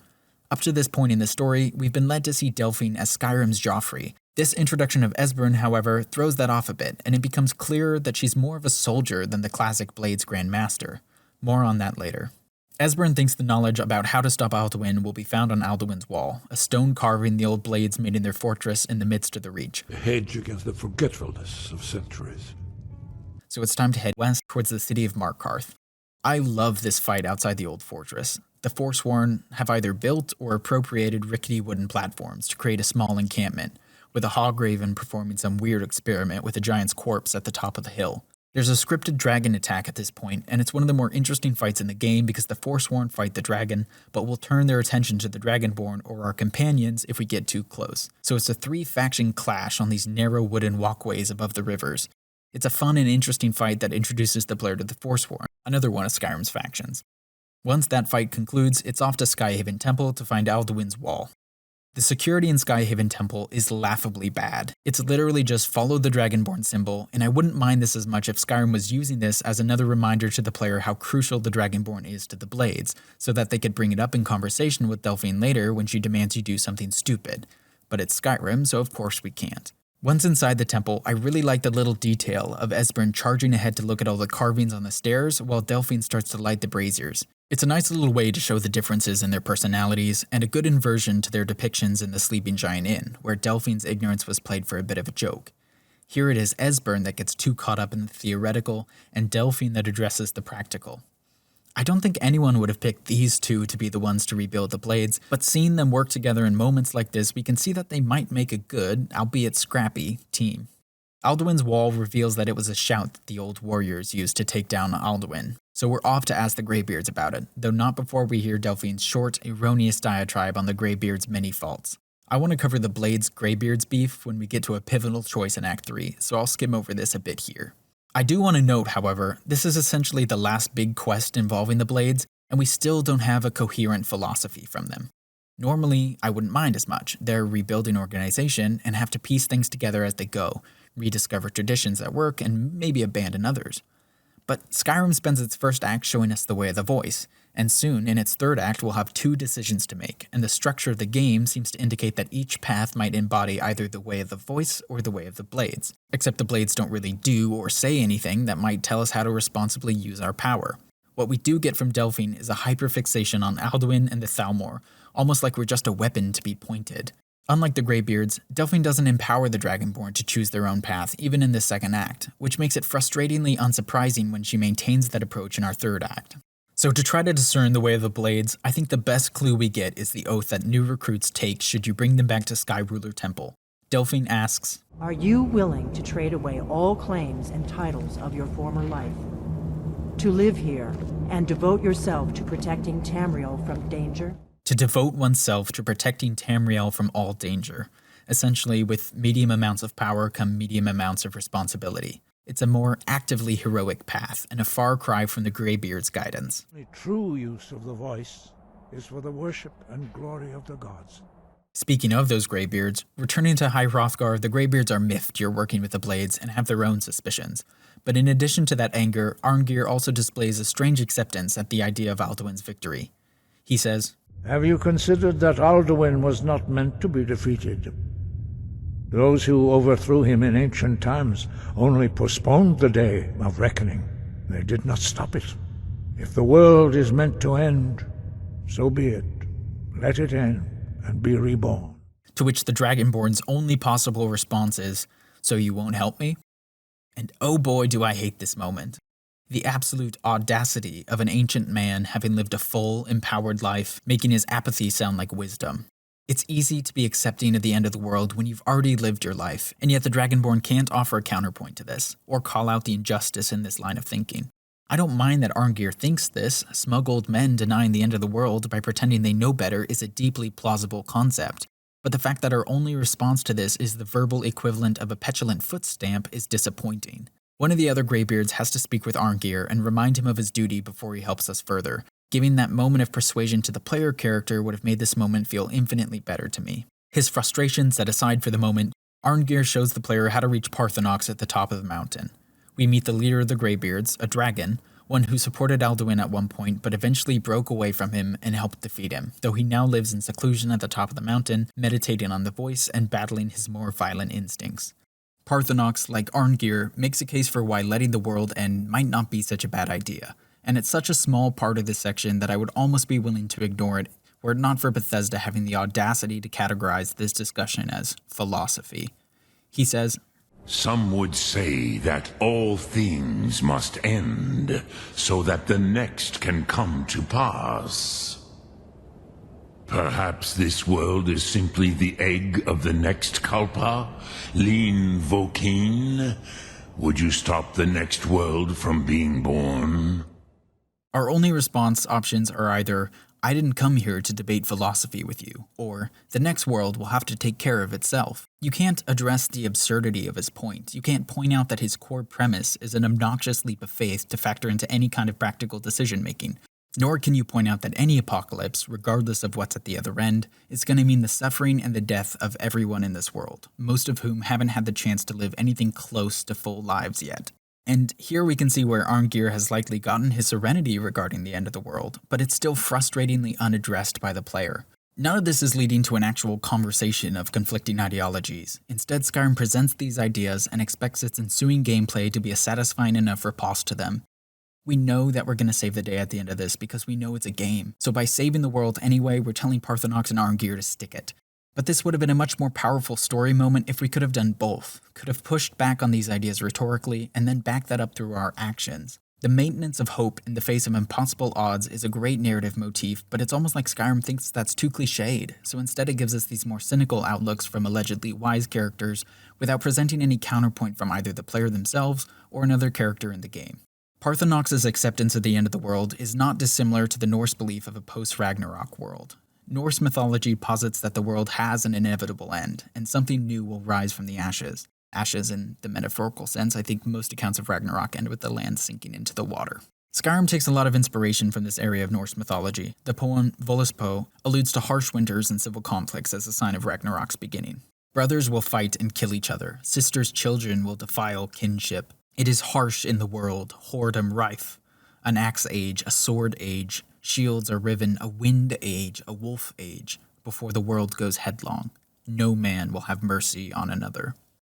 Obviously, strong parallels, but they don't stop there. Alduin the World Eater, our primary antagonist, shares a lot of similarities with the Norse dragon Nidhugga, which gnaws at the roots of Yggdrasil, the World Tree. Anyone who has studied Norse mythology, please accept my humble apologies at how I'm probably butchering these names. I'm trying my best. But if Skyrim is trying to use characters like Parthenox and Arngeir to give voice to this Nordic outlook on the end of days, I just don't think it sets up the rest of Skyrim's mythology enough in-game to make it seem like a morally viable fate for a Dragonborn to allow. If more of the first 2 acts involved characters or missions that built up Skyrim's mythology and apocalypse myths, and presented an accepted Ragnarok-type event by many in the culture, I think these moments would land harder and give the Dragonborn pause. If this was an idea we'd heard from characters like Hadvar, Farengar, Balgruuf, Esbern even, then we'd be primed to seriously consider Alduin's victory as something that might be fated, and thus reconsider stopping him. But we're not. This is only coming up now. Remember from Tolkien's lecture on Beowulf, Skyrim's other heavy inspiration, he noted that he believed one of the poem's broader themes is about man at war with a hostile world and his inevitable overthrow in time.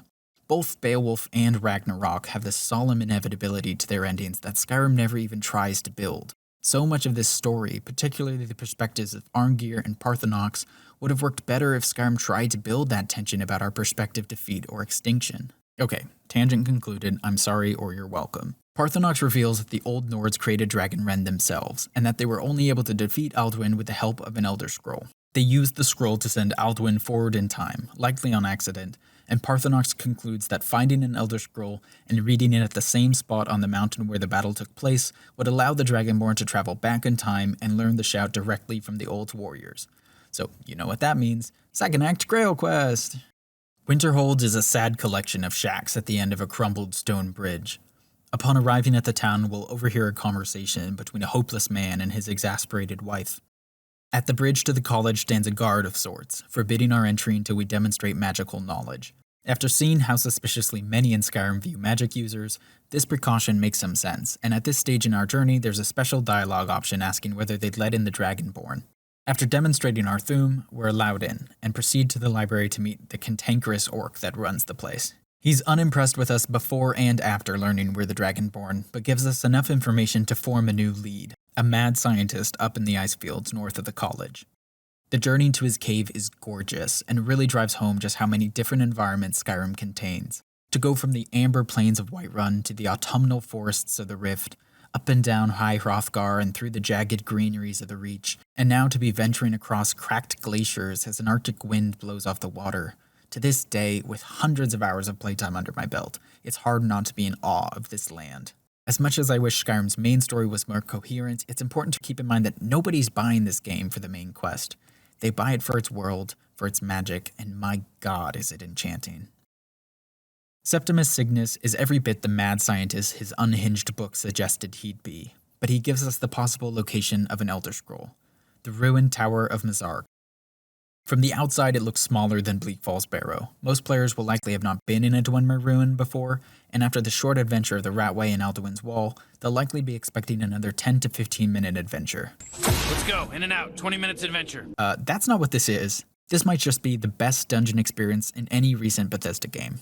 Upon entering the ruin, it's hard not to notice how much blood is on the ice, how messy and ransacked this makeshift base camp already is. We hear the ominous heartbeat of the Dwemer machinery, steam-filled arteries pumping life through these strange golden automatons, their creators long dead. It's a sound that dominates the auditory canvas for the next half hour, an ominous undercurrent punctuated by the metallic rattle of Dwemer machines or the mouthy breaths of Falmer. We find journals from the scavengers, notes about people going missing, and folks starting to see things out of the corner of their eye.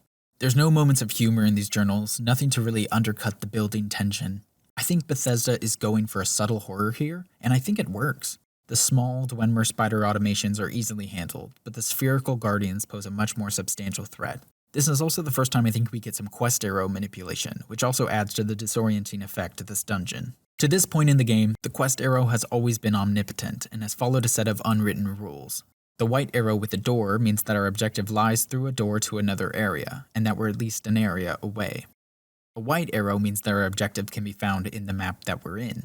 For most of this Elder Scroll hunt, the quest marker will trick you into thinking you're already close. And then, in the depths of this ruin, after a chaotic fight with a Centurion and a competing pair of dungeon divers, we open a secret path underneath the platform, expecting to finally find the Elder Scroll.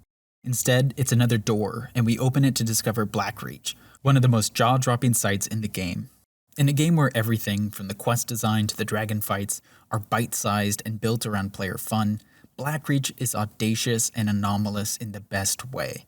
After a grueling 30-minute fight down the Dwemer ruin, besting Falmer, navigating traps, and barely defeating a Centurion, definitely fair and square, no shenanigans involved, we discover this entire underworld that's so vast it has multiple different lifts back up to Skyrim's surfaces. Lifts that go from the mountains to the south of Winterhold all the way down to the hills north of Whiterun.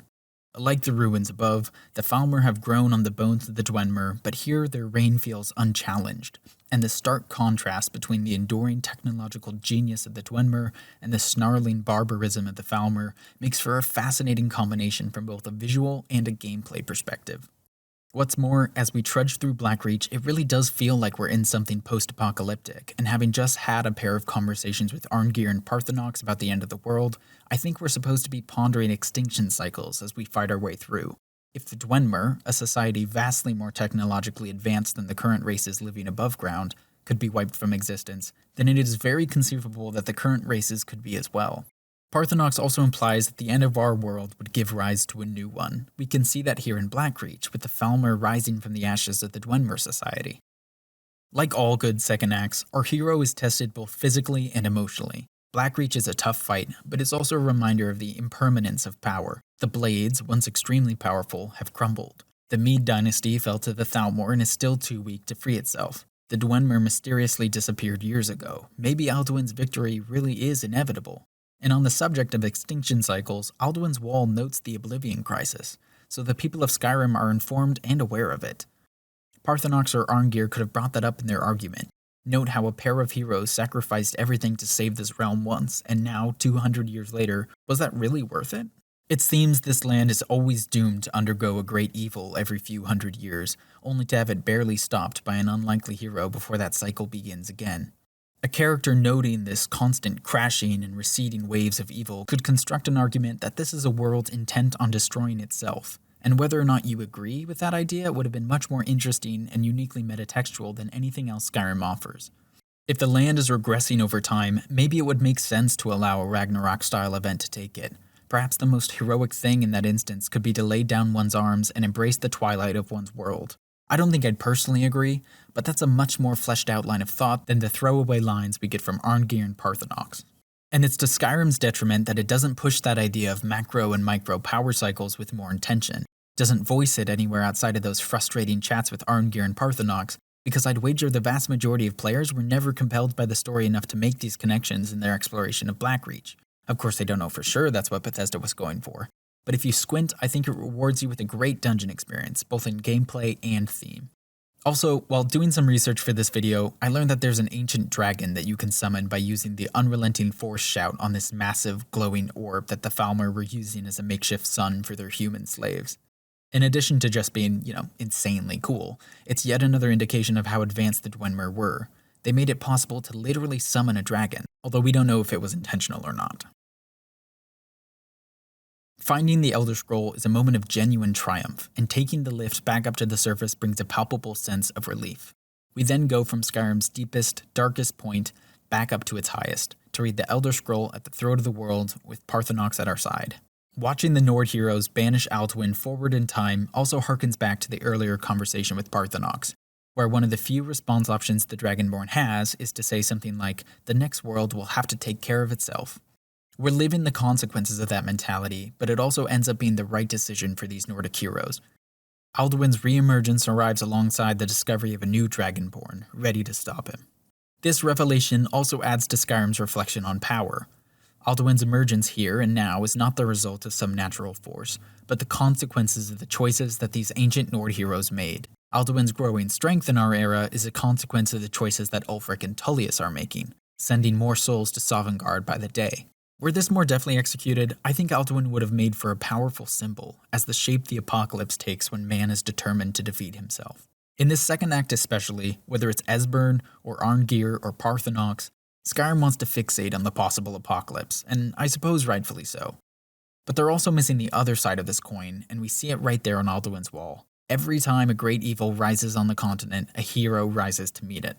These ancient Nordic heroes rose up to defeat Alduin as best they could. The player characters in previous Elder Scrolls games, whether that's Morrowind, Martin and the hero of Kvatch in Oblivion, and now the Dragonborn, there's always a reason to hope in the Elder Scrolls, and it's all the more reason there should have been a more optimistic Dragonborn dialogue option.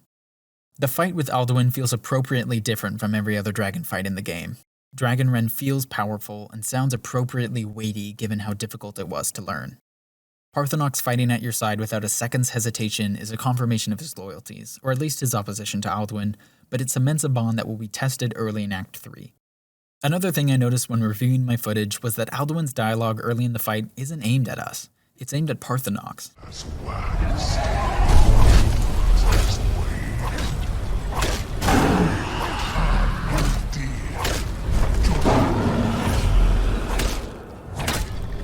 To which Parthenox responds, "What a pal." The use of Dragonrend was talked up by Parthenox and Arngir as a major choice in the story. To use a shout is to embody the words themselves, and Dragonrend is meant to be a dark, twisted shout, forcing the dragons to feel, to live the concept of mortality and death all in a moment. In theory, it absolutely ties in with our broader themes of power and responsibility in discovering the kind of hero we will be. But in practice, it's entirely negated because the player has no other choice but to use Dragonrend, so there's no reason to think about the negative emotional consequences or internal corruption that may come along with its use. Through dialogue, we've been led to believe that there will be consequences, and it would have been much more interesting if there were. Instead, most players won't give this moment a second thought and will use Dragonrend freely and often throughout the rest of their journey, with absolutely no physical, mental, or emotional consequences for their player character. Without major spoilers, 2017's Prey had a moment like this when the player had the option to use Typhon Neuro mods in their playthrough, something that would give them access to an expanded power set. It came with a vague warning from a friendly AI that, quote, "there might be worse consequences I can't yet see," and that, combined with the thematic implications, gave many players pause. In Prey, the choice of whether or not to wield this power and then, if accepted, how to wield this power will make players stop and think about themselves and who they want to be, and it's a choice that does matter in the game. With Alduin in retreat, we reconvene with Parthenox, who says that Alduin's allies will think twice after his defeat here on the throat of the world. To find out where Alduin went, Parthenox suggests we ask one of his followers, which involves trapping one in Dragon's Reach, so it's off to Whiterun to ask an old friend for a rather large favor. I touched on this back in Act 1, but this was the moment that really forced me to ask, what's Skyrim trying to be about? Because this Alduin fight here in the second act would feel completely out of place if this was just a story about slaying dragons. It trivializes the threat of Alduin and makes his defeat in the third act feel mundane.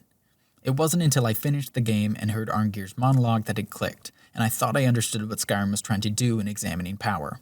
Skyrim's second act still feels good to play, better than Oblivion's in my opinion, because the set pieces contribute to the game's atmosphere so well. The Ratways, the fight outside Skyhaven Temple, the jaw-dropping size of Blackreach, these are genuinely great set pieces that aren't invalidated just because Skyrim's second act is setting up subplots that won't be resolved in a satisfying way. And that's the real kicker here. Skyrim's pieces are functional, and if I didn't know where the story was going, I'd have a lot more praise for them here. Delphine's suspicion of the Greybeards and obsession with the Thalmor makes sense for her character. Arngir can be both wise and too fatalistic. Presenting flawed characters isn't a narrative problem, it's good storytelling. The narrative problems arise when we're not allowed to disagree with them in a significant way, especially when we're the most powerful warrior on the continent and allegedly a respected voice at the table. So let's jump into Skyrim's third act, a set-piece heavy sequence that's exciting but fumbles many of the narrative complexities that were introduced here in the mid-game. Sovngarde awaits.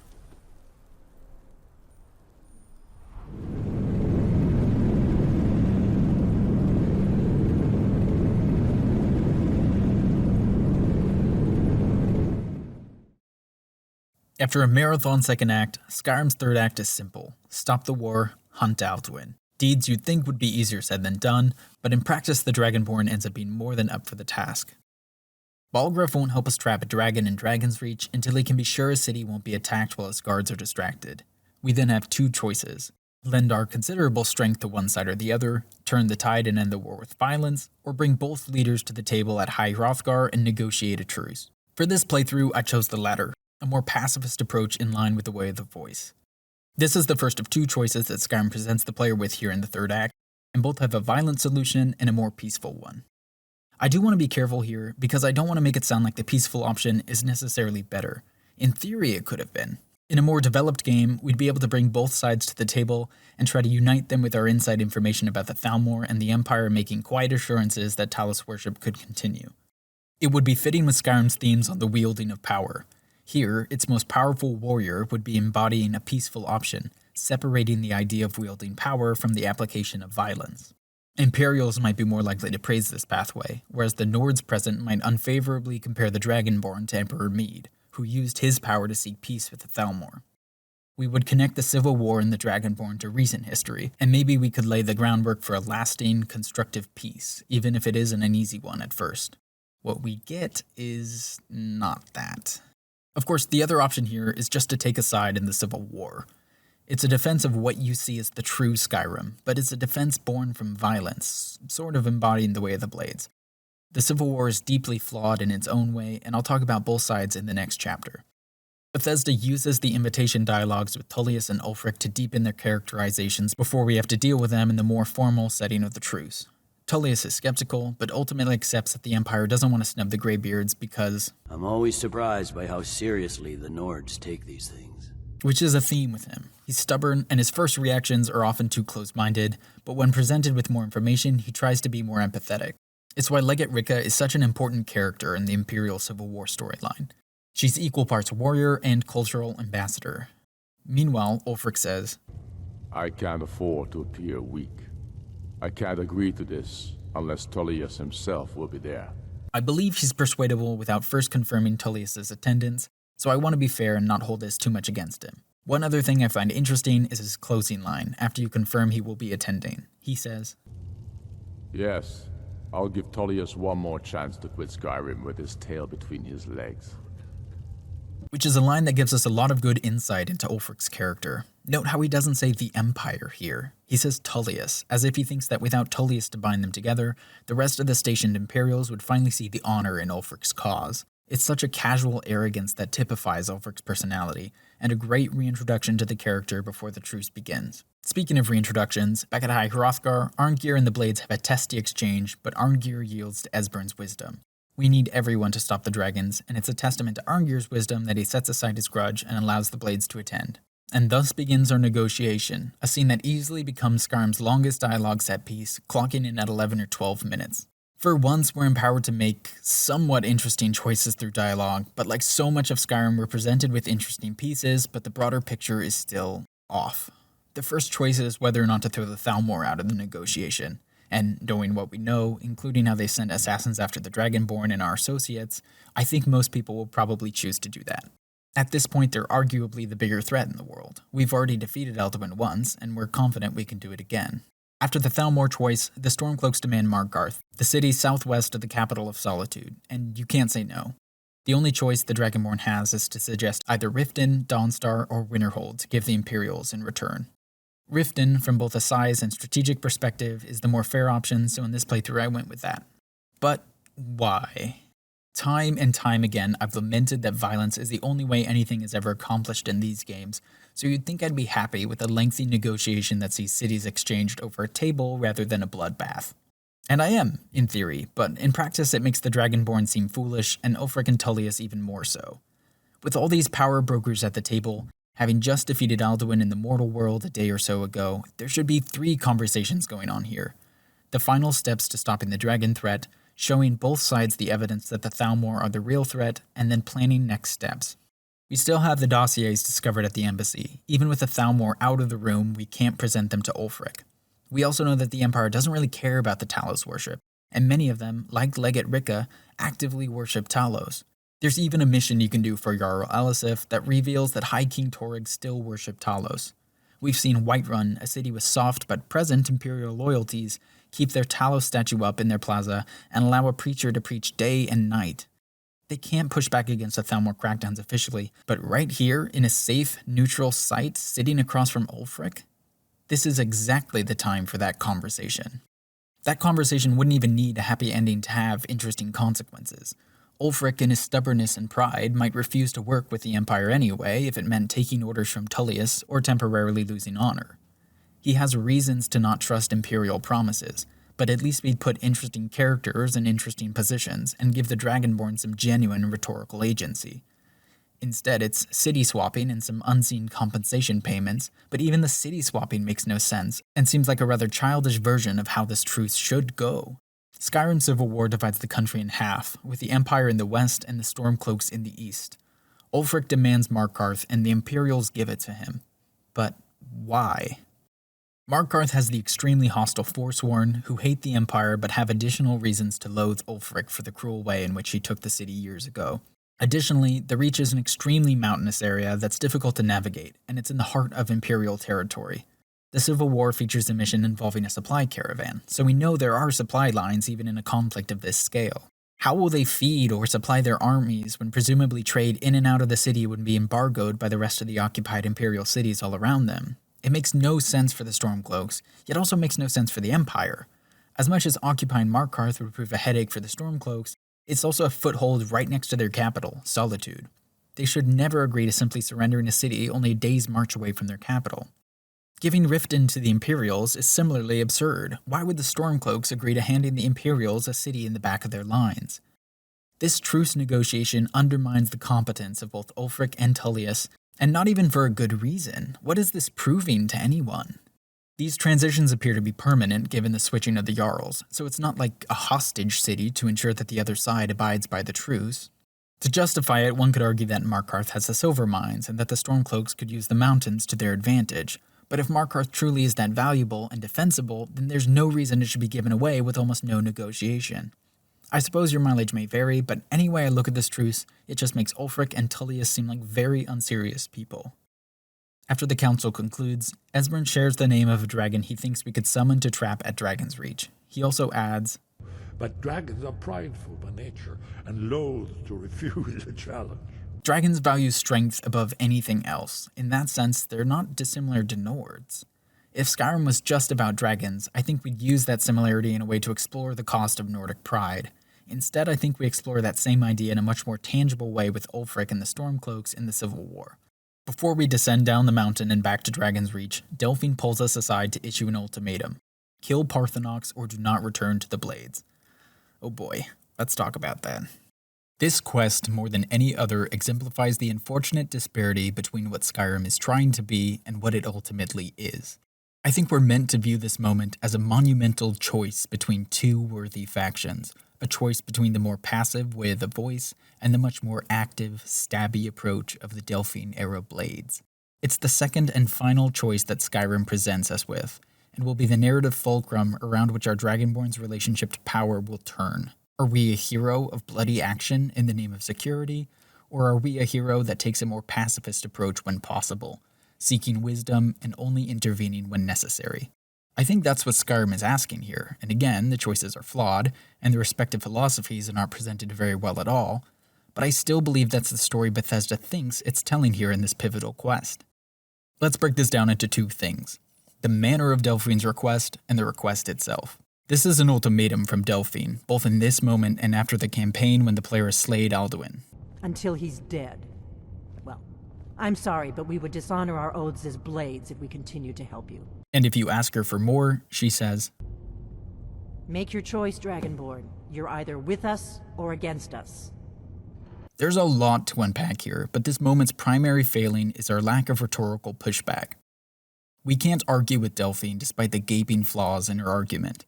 We're only left with killing Parthenox or never working with the Blades again, which is narratively frustrating when, again, we're the most powerful warrior on the continent. There are any number of counter-arguments we could have made, using our authority as Dragonborn and challenging Delphine's. She's the self-appointed Grandmaster of the Blades, but it was our character that navigated Skyruler Temple and recruited 3 followers to join the Blades.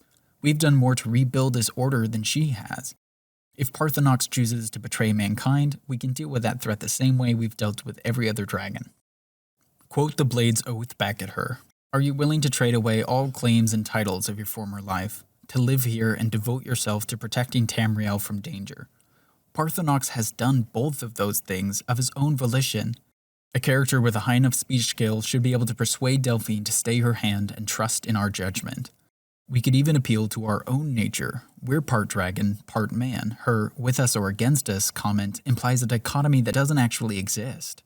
This one is much darker, but forcing Delphine out of the Blades if she will refuse to work with us. She doesn't have the personal power to back up this ultimatum, and her logic is flawed. Even more typically heroic characters could justify expelling her from the Order over this fixation, rather than her expelling us. That choice could have been especially interesting if Delphine did want to duel, either forcing the Dragonborn to kill her to back up their threats, or if she skulked away to try to kill Parthenox herself. Either way, we'd have interesting, character-based drama. But we can't do any of that. We can only acquiesce or abstain. There's not even an option for a defiant, satisfying refusal. And for most players, the frustration and powerlessness they'll feel after this request will turn them off of the quest and Delphine's perspective entirely, and I think that's more than understandable.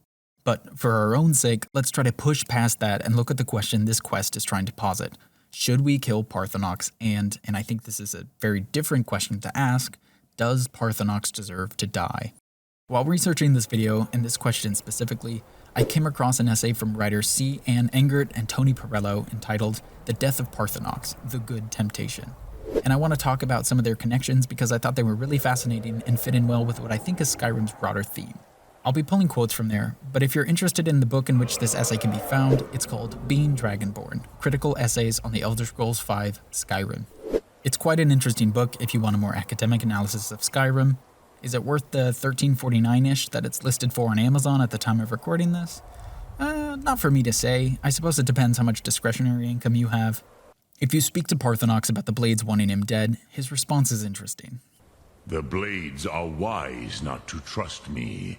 Onikan Niov. I would not trust another Dova. If you ask why, he elaborates, this time invoking the player's status as Dragonborn. Dov Walan Farel. We were made to dominate. The will to power is in our blood. You feel it in yourself, do you not? I can be trusted.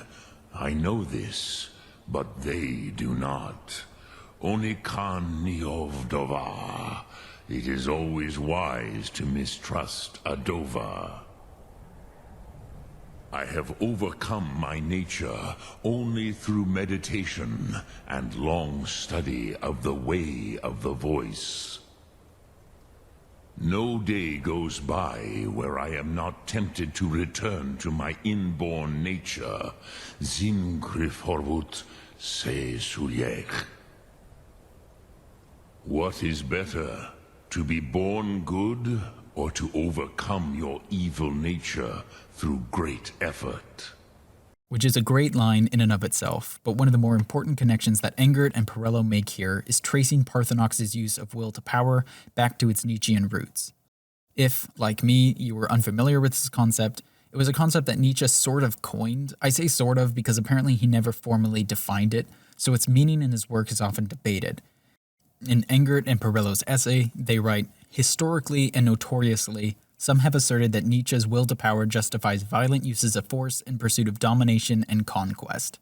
The tyrannical dragons of ancient Skyrim might have argued similarly as they enslaved and brutalized those under their cruel regime, and as Alduin seems bent upon in Skyrim. If that connection seems tenuous, a further connection Engert and Perello make in their essay makes me think that this connection is very deliberate on Bethesda's part and certainly worth noting. A well-known line from Nietzsche's On Self-Overcoming is, quote, I am that which must always overcome itself. Its obvious inspiration for Parthenox is, what is better, to be born good or to overcome your evil nature through great effort? It's a genuine philosophical question, one that Bethesda took clear pains to make feel realistic. So while the will to power is a debated concept, I do think it's deliberate that both Parthenox and, through its back-to-back Nietzschean connections, Skyrim are pushing players to look inward before they judge Parthenox. And I use player deliberately here. The Dragonborn is a personality-less husk, so when, for the first time all game, we're hit with a genuinely interesting philosophical question, I think most of us are going to interpret that as player first, characters second. And that question, on how virtuous we consider it to overcome our own evil, is one that's been examined for centuries.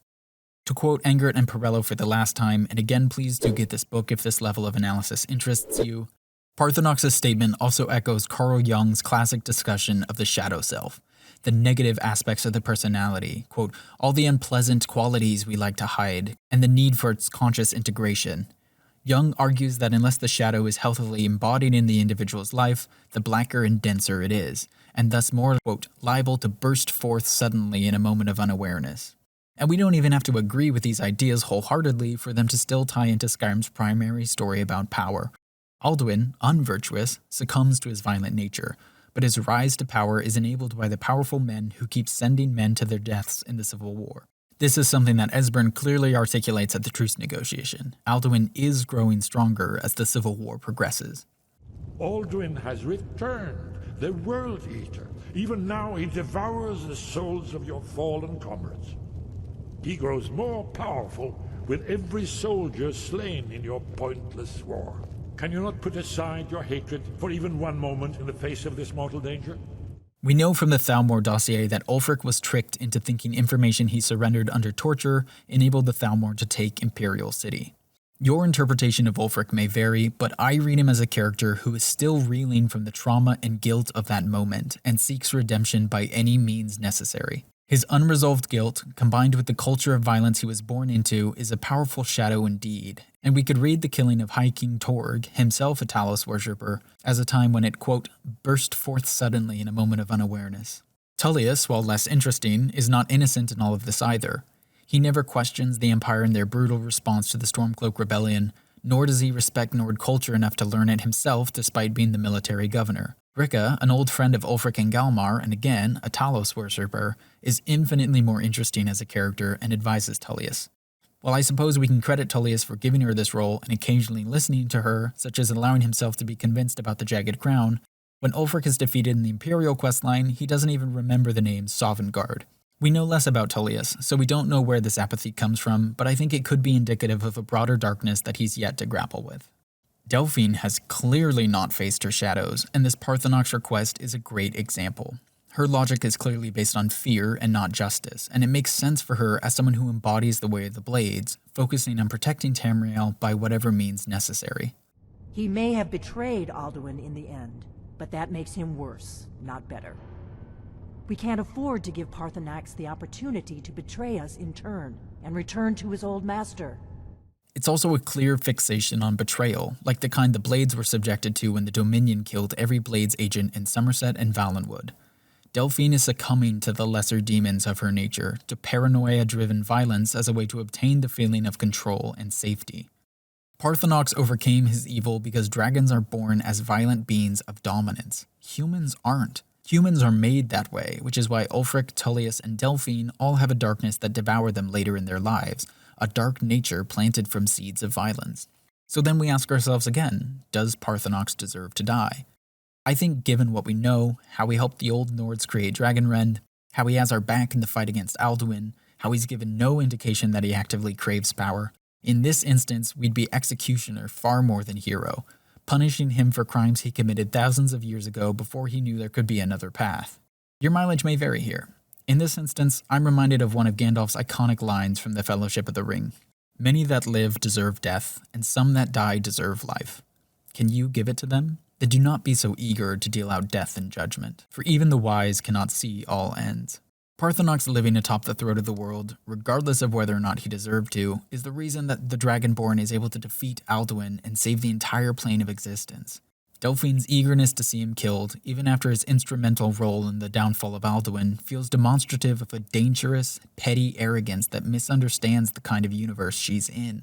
This is a world of villains and evil, yes, but it's also a world of great heroes and sacrifice and things largely turning out okay when all is said and done. The killing of Parthenox is spitting at the fate that put him on that mountain. The same fate that sent Alduin forward to this exact moment in time so that he could be defeated for good. So to me, yes, I suppose Parthenox could deserve to be killed, but to do so would be engaging in the same brutal, by-the-book justice that nearly took our head at the start of the game. One could argue that killing Parthenox furthers the cycles of violence that put Skyrim in such a dark place to begin with. There is, of course, a counter-argument, though not one that Skyrim or Delphine develops. Delphine essentially says, because I think he deserves it, which is a deeply uncompelling reason after everything Parthenox has brought about. To execute him at this point is to reject the idea of redemption. Parthenox was not acting out of malice or cruelty, and when he gained the capacity to understand how his nature was ultimately harmful, he went to great lengths to change it. There is a fascinating conversation to be had if the player were to bring up the idea of fate to Delphine. She could perhaps counter with a defense of free will, and that by striking a blow against Parthenox, we are striking a blow against the same fate that led to the rise of the Thalmor, the death of her comrades, the decline of the Empire. It might have been an intriguing conversation, as both player and Delphine might have to really ask how this all happened to the world, who is responsible, and if looking for simple answers for complex questions is, in itself, a kind of intellectual cowardice. One day, I will spend way too long talking about why Knights of the Old Republic 2 is some of the best Star Wars there is. Good thing there's an easy way to play it bug-free and with the restored The truce, or victory in the Civil War, and the Parthenox quest are 2/3 of our third act, and I think they're meant to be the moment in the story during which we make a choice about the kind of Dragonborn we want to be, how we want to wield our power, and what, assuming we want to use it for good, our definition of good even is. Alduin is almost an afterthought. Fighting to Sovngarde, besting him at the height of his power, this is just an exhibition of our strength. Especially after the second act fight, defeating Alduin is never really in doubt. I think Skyrim's tension is trying to come from who we will be after we defeat Alduin. What kind of hero we choose to be when the dust settles. Skyrim shows the player the consequences of abused power, and through Esbern even reframes Alduin's growing threat as a consequence of this largely ambition-driven civil war. I suppose it's somewhat fitting that these two moments are so hauntingly shallow. There are so many different directions Bethesda could have taken these beats if they just spent more time on the events and their consequences. So in the end, I don't kill Parthenox, and the Dragonborn that abstains from this has essentially chosen to loosely follow the way of the voice, to trust in forces larger than themselves. And speaking of forces larger than ourselves, it's time to trap a dragon and fight our way into Nord Heaven. Trapping Odahviing is a transcendent moment for the Dragonborn. More powerful than ever, having literally bested Alduin and ended the war, we now essentially tame a dragon so awed by our strength that he agrees to fly us to the portal to Sovngarde. In this moment, flying over the yellowed plains of Whiterun that only a week or so ago we ran across to request aid for Riverwood, we cement our place above the rest of Skyrim, a warrior so mighty that the strongest forces of nature will bend to our will. I love the touch that Irileth is still skeptical. As we fly off, she says,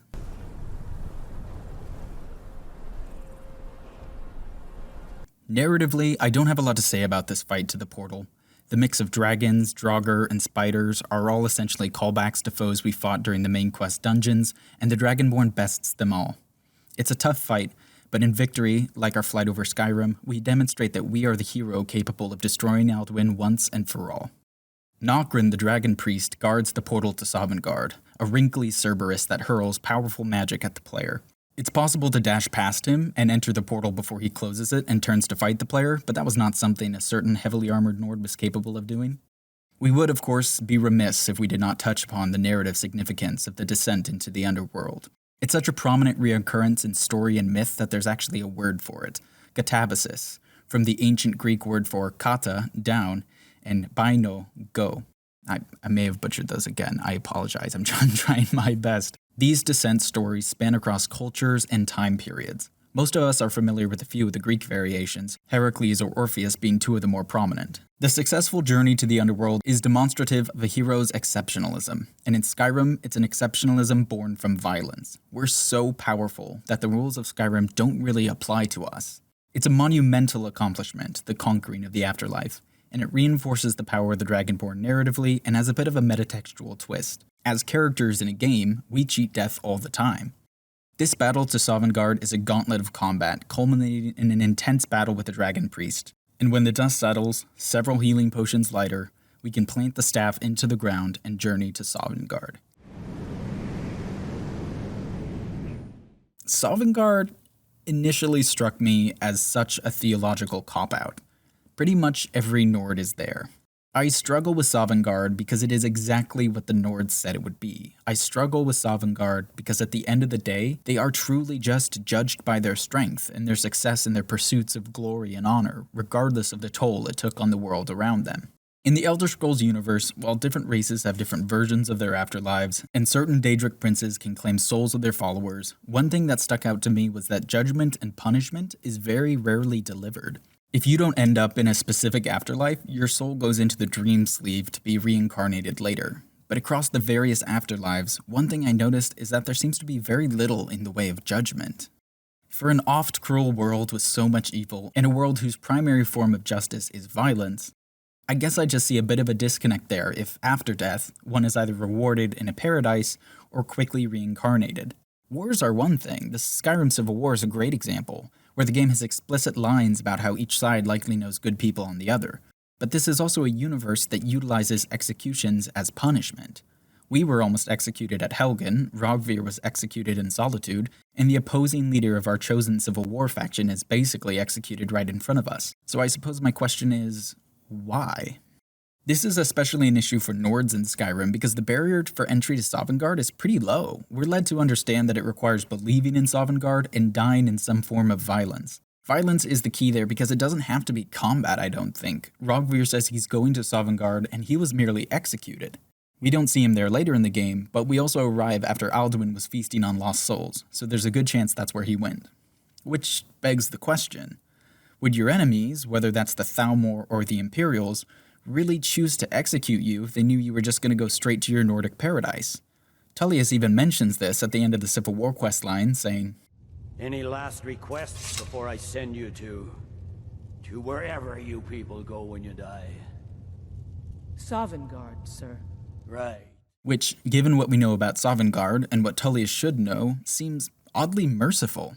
Meanwhile, if you play the Stormcloak path and defeat Tullius' second-in-command, Rikka, he'll surrender, and Ulfric will say, "This is it for you. Any last words before I send you to Oblivion?" Which is also out of place in essentially any reading. I don't think human souls go to Oblivion. Tullius doesn't have any ties to a Daedric prince, so his soul would just go to Aetherius. The way Oblivion is used here is likely as a lore-friendly substitute for Hell, but that doesn't really work either because, as I've noted, there really isn't a Hell equivalent in the Elder Scrolls lore. Whether we like it or not, there appears to be very little judgment or punishment for the dead, just rest, reincarnation, or reward in various forms. So this is a lore detail that should have massive implications on how prisoners of war are treated when captured by cruel opposition. Instead, Skyrim ignores it. I genuinely don't know how to frame this, or where to go from here. When the Elder Scrolls 6 releases in a decade or so, I'd be fascinated to see some in-world philosophy on how the knowledge of a confirmed afterlife should factor into military and judicial decisions. I don't think there's a lot of real-world philosophical or religious texts that we could reference here, because it's my understanding that most world religions have some form of judgment after death. I know Sovngarde is inspired by Valhalla, but unlike Skyrim, the people the Danes were often fighting believed that their god ruled over their enemies too, so they thought killing them in battle or executing them as prisoners would send them down to a Christian hell. I'm hoping I'll get some comments from those more knowledgeable in Elder Scrolls lore that can help shed some light on this. It just feels like a subject ripe for exploration, especially when you think of the narrative opportunities this kind of situation could afford. The Empire wouldn't want to kill Ulfric to send him to Nordheaven, at least not right away, but they also couldn't publicly torture him at the risk of turning him into a martyr. But a quest where the Dragonborn and Legate Rikka, herself a proud Talos-worshipping Nord, sneak into a highly guarded Imperial dungeon to kill Ulfric and send him to Sovngarde, saving him from Imperial and Thalmor torture by giving him an honorable death, that's a juicy side quest, and a much more consequential, bittersweet end to the Civil War than the one that we get. It would push players to think critically about Sovngarde and posthumous justice, whether Ulfric's sympathetic origins and manipulation at the hands of the Thalmor excuses the evils he's committed in his life.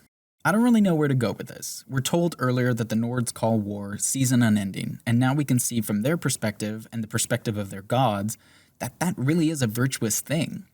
What the Greybeards scoff at as a kind of barbarism is divinely rewarded. Are the gods of Skyrim responsible for shaping this land into a hard, violent place by rewarding warriors regardless of their overall virtues? If that's the case, should something be done about it?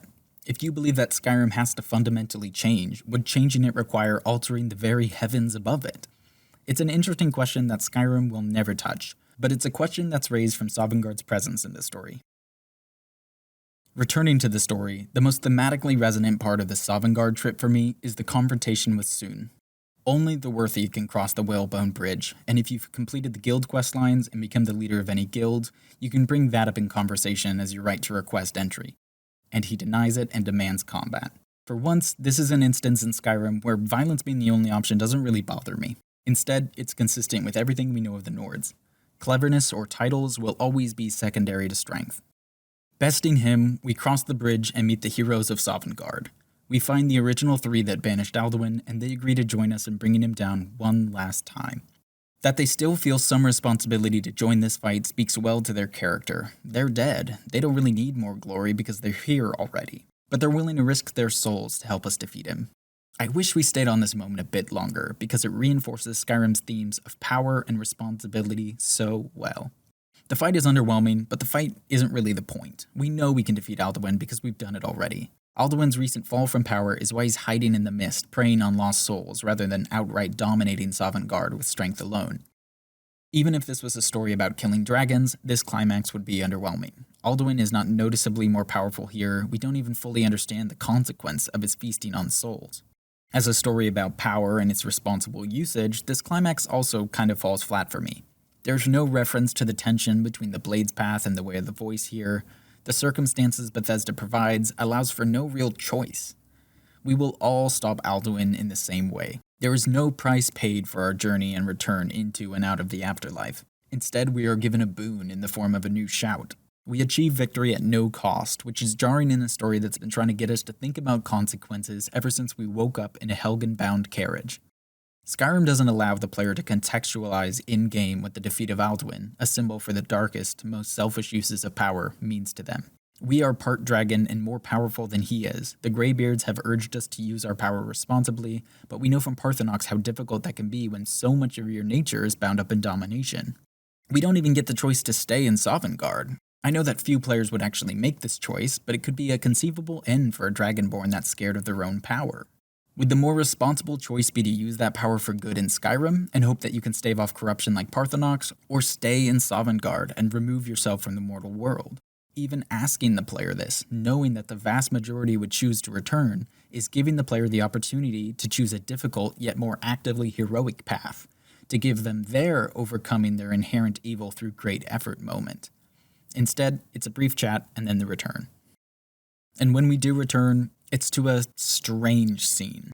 We're back on the throat of the world, surrounded by dragons, and for a second I think we're supposed to think that Delphine was right, that Parthenox has turned now that Alduin has been dealt with. Several dragons fly around breathing fire in the sky as the snow whirls around you, and Skyrim doesn't translate their dragon speech for the player, instead letting the tension slowly build for a moment. In his speech to the player, Parthenox says, "You did what was necessary. Alduin had flown far from the path of right action in his Pachlok, in the arrogance of his power." Here, at the end of the game, its wisest character is once again centering the idea of power and its misuse, before ending his speech with, "Without Alduin's lordship, they may yet bow to the Vasen, brightness of my Thum." I don't know if this is meant to be ominous or not. I capture footage with the music turned down so YouTube won't yell at me, so I'm sure the silence made a difference in this scene. But I did experience some tension in this moment. We know from Esbern that dragons are really only drawn to strength. Parthenox says the rightness of my Thum, not the wisdom of it. I still trust Parthenox, but after hearing all game about the dangers of power, I do think we're supposed to find this ending moment a little uneasy. Descending down to High Hrothgar, speaking with Armgeir leads to him saying, "You've shown yourself mighty, both in voice and deed. In order to defeat Alduin, you have gained mastery of dreadful weapons. Now it is up to you to decide what to do with your power and skill. Will you be a hero whose name is remembered in song throughout the ages? Or will your name be a curse to future generations? Or will you merely fade from history, unremembered? Let the way of the voice be your guide, and the path of wisdom will be clear to you. Breath and focus, Dragonborn. Your future lies before you."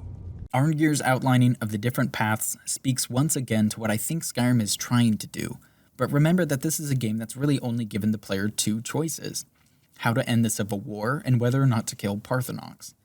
This game has told us time and time again to be responsible with power, all while keeping narrative training wheels on by only allowing us to make two choices. And I don't understand that decision. If the main quest was gonna be this restrictive, why try to make this story about power in the first place? Why not just keep it a simple story about dragon slaying? Skyrim tries to echo the tone of the epic poetry that inspired it, but unlike the Iliad or Beowulf, it cannot kill its hero. And unlike Oblivion, it doesn't even try to take people of significance, to only deliver victory after a great cost. The negative consequences for the irresponsible wielding of power is really only explored in the Civil War questline, and even then, the combination of Imperial soldiers and Stormcloaks in Sovngarde pushes this romantic heroes on both sides mentality that in some part negates the human consequence of the conflict. Skyrim's structure is built around asking questions about power and heroes, but never actually lets us choose much of anything. It's bizarre, and I don't really know what to make of it. Will I be a hero whose name is remembered in song throughout the ages, or will my name be a curse to future generations? I don't know. Aside from running around murdering people, participating in almost any of Skyrim's quests will force me into heroism. In the Dark Brotherhood questline, you can eventually assassinate the Emperor, but with absolutely no noticeable consequences in the world around you. Being told to be wary of power when you're a demigod in a fairly consequence-free sandbox is such an odd choice. I have to respect it for what I think it's trying to do, but I don't think it was very effective at all. That extends to the Civil War, something I want to move on to address. I'm going to be critiquing the Civil War as it appears in the game, but it's worth noting that I think it's one of the biggest areas that Bethesda had to cut back in order to ship the game in time. I think they would have liked to develop and expand it much more than they did, so I'm going to try to be cognizant of that in my critique. And I'm going to try my best to be as fair as possible to the Stormcloaks, even though, you know. You must be new around here, or you'd know they don't let my kind live anywhere outside that slum. Ulfric prefers that we live in squalor. He says an Argonian's labor is only worth a tenth of a proper Nord worker. He has nothing but disdain for anyone who isn't a Nord. My people are not slaves. When we are done with that, we will take our army to the Dominion and show those pointy-eared bastards. Not every man is fit to be their slave. Nords don't like unloading their ships, so we do it instead. Skyrim is man's homeland. Windhelm's a haven of prejudice and narrow thinking. Ulfric's content to keep it that way. Why does a lizard want to fight for Skyrim?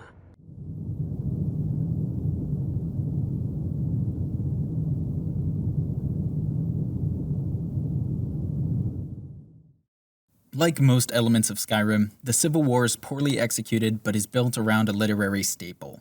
Whereas the main quest was a flawed spin on Beowulf, the Civil War storyline gives us a bit of a remixed Coriolanus. Ulfric plays our Coriolanus, our short-sighted war hero with a caustic pride who turns against his empire. After he turns against Rome, Coriolanus goes to Rome's enemies, the Volscians, to try to get revenge. The name of the general in the Volscian army? Drumroll. No, okay, scratch that. Not worth a drumroll, but it's Tullus. General Tullus. And that's about where our similarities end, though again, with how much was cut from this questline, I wonder if there was originally more obvious structural connections. The play ends with Coriolanus eventually helping to negotiate a peace between the Romans who exiled him and the Volscians he joined for vengeance, though he is later killed by Tullus and others for this alleged betrayal. God, somewhere out there, Harold Bloom is turning in his grave over my gross oversimplification of Coriolanus. I don't want to look into this connection too much, I just thought it was worth briefly noting. A version of the Skyrim Civil War that played out like Coriolanus would have been dark but fascinating. Ulfric eventually trying to negotiate a peace between the Empire and a populist uprising that he started, only to be killed by them for betraying their cause. You don't have to squint too hard to see the pieces there that would have made this work. Galmar, Ulfric's right-hand man, is far more extremist than Ulfric, and could plausibly have that response if Ulfric were to try to seek a lasting peace with the Empire. We have the dossiers that might have convinced Ulfric that prolonging this war was only helping the Thalmor.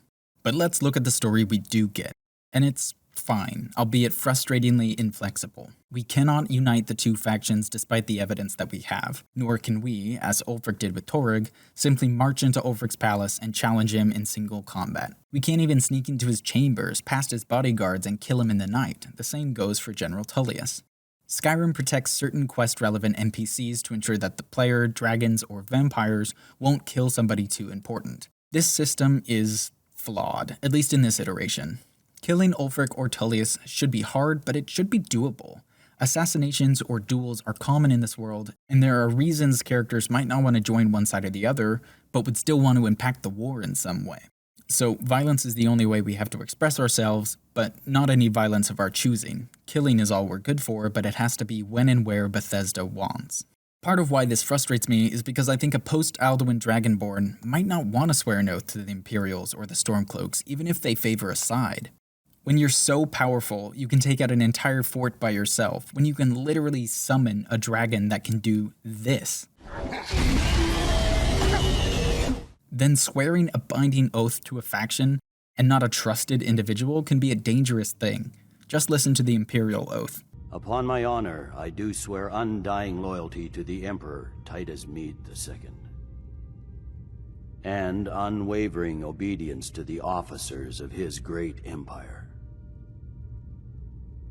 May those above judge me, and those below take me, if I fail in my duty. Long live the Emperor, long live the Empire. Unwavering obedience to the officers of his great empire. One of those officers made the decision to chop off a stranger's head just because they were caught crossing the border near some stormcloaks. The Dragonborn has the power of a demigod, but is supposed to swear an oath to a flawed empire that's already shown to elevate bloodthirsty commanders? Of course, this will only bother more honorable characters who would take this oath extremely seriously, and if asked to do anything irresponsible or immoral, we could always refuse. But I just don't think most heroes would take this oath as is, assuming they take a moment to think about it. Tullius comments on how joining the Legion is a lifelong commitment, but it's obviously a one-sided one. There are homeless veterans in his own city, and you also run into one during the campaign in the Ratways. The Stormcloak oath isn't much better. I do swear my blood and honor to the service of Ulfric Stormcloak, Jarl of Windhelm and true High King of Skyrim. As Talos is my witness, may this oath bind me to death and beyond. Even to my lord as to my fellow brothers and sisters in arms. All hail the Stormcloaks, the true sons and daughters of Skyrim. While Ulfric may be doing his best to be an honorable commander for Skyrim, his brothers and sisters are some of the worst this country has to offer. Swearing this level of oath to a traumatized, impulsive man like Ulfric is an irresponsible commitment of the Dragonborn's considerable power. And therein lies another issue. The Civil War cannot be progressed until the player kills Myrmulair at the Whiterun Watchtower, so the player has to discover their Dragonborn before they can attack or defend Whiterun and progress the Civil War storyline. I originally was going to join the Legion on my Sword and Shield Nord that I used to beat the main game, but after slaughtering an entire fort by summoning a dragon and using the powerful shouts I'd learned in my journey, taking that oath to Tullius felt like going against everything Skyrim was trying to teach the player about power in the main quest. Are we really that much better than Alduin if we surrender control of our power to forces that have the capacity to be equally destructive? And I know that this is Skyrim. It was never going to put us in a position to choose between our oath as a soldier and our responsibility as Dragonborn. Don't get me wrong, it should have. That would have been more interesting than the storyline we get. But even knowing that doesn't make taking this oath feel any easier. So I played out the Civil War storylines on new characters. If these factions were going to get a Dragonborn soldier, I was going to make sure they weren't a very accomplished one. I'm going to start with the Stormcloaks because I think there's a lot more to discuss when we consider their virtues, or lack thereof, I suppose. I'm anticipating that this section might upset some people, and I want to say if your reading of the Stormcloaks is different than mine, that's fine. I'm not trying to take anything away from anybody. Any interpretation supported by the game is valid, and I'm not trying to tell anyone what factions they can and can't support. If, after watching this section, you think I missed something or you have a different perspective and want to talk about it, that's okay too. The Stormcloaks, as depicted in their Civil War questline, are deeply unsympathetic, at least to me, and that's something that starts from the very moment you step into Windhelm and keeps going every time you hear a "Skyrim belongs to the Nords" as they rush into battle. While there may be lore in the many in-game books or wiki entries that add some much-needed depth to them, in the game, as most players will experience it, the Stormcloaks are a very difficult faction to support if you're attempting to play as a virtuous character. Even Ulfric's more sympathetic origins and the original betrayal by the Empire aren't covered in the dialogue in-game. I'm going to talk about the problematic language and imagery of the Stormcloaks before I pivot to Ulfric, who is a slightly more sympathetic character in a vacuum, but is choosing to not push back on the xenophobic mentality of his followers, or, depending on your reading, explicitly leaning into it. And yes, I know a dozen hands just darted at keyboards to write about race in Morrowind, or how fantasy racism is still justified because the Thalmor are elven supremacists, or that many Khajiit really do trade skooma and they're being banned from cities. You get the point. However, Skyrim gives us enough examples of virtuous characters from every race to prove that there is no ingrained racial agenda. A character being a high elf does not make them automatically sympathetic to the Thalmor. Argonians are banned from even entering Windhelm, yet are capable of running thriving businesses elsewhere in Skyrim. If characters regardless of race all possess free will as we know it, then racism or broad race-based policies are worth a virtuous character's condemnation. We've seen a multicultural state get along in relative harmony in Oblivion, and that was 200 years ago. The Stormcloaks aren't too proud to let the Argonians and the Dark Elves still man the docks and do most of the heavy labor in Windhelm, at least from what we can see. Oh, but no, Skyrim belongs to the Nords, just, as soon as you finish unloading this latest shipment.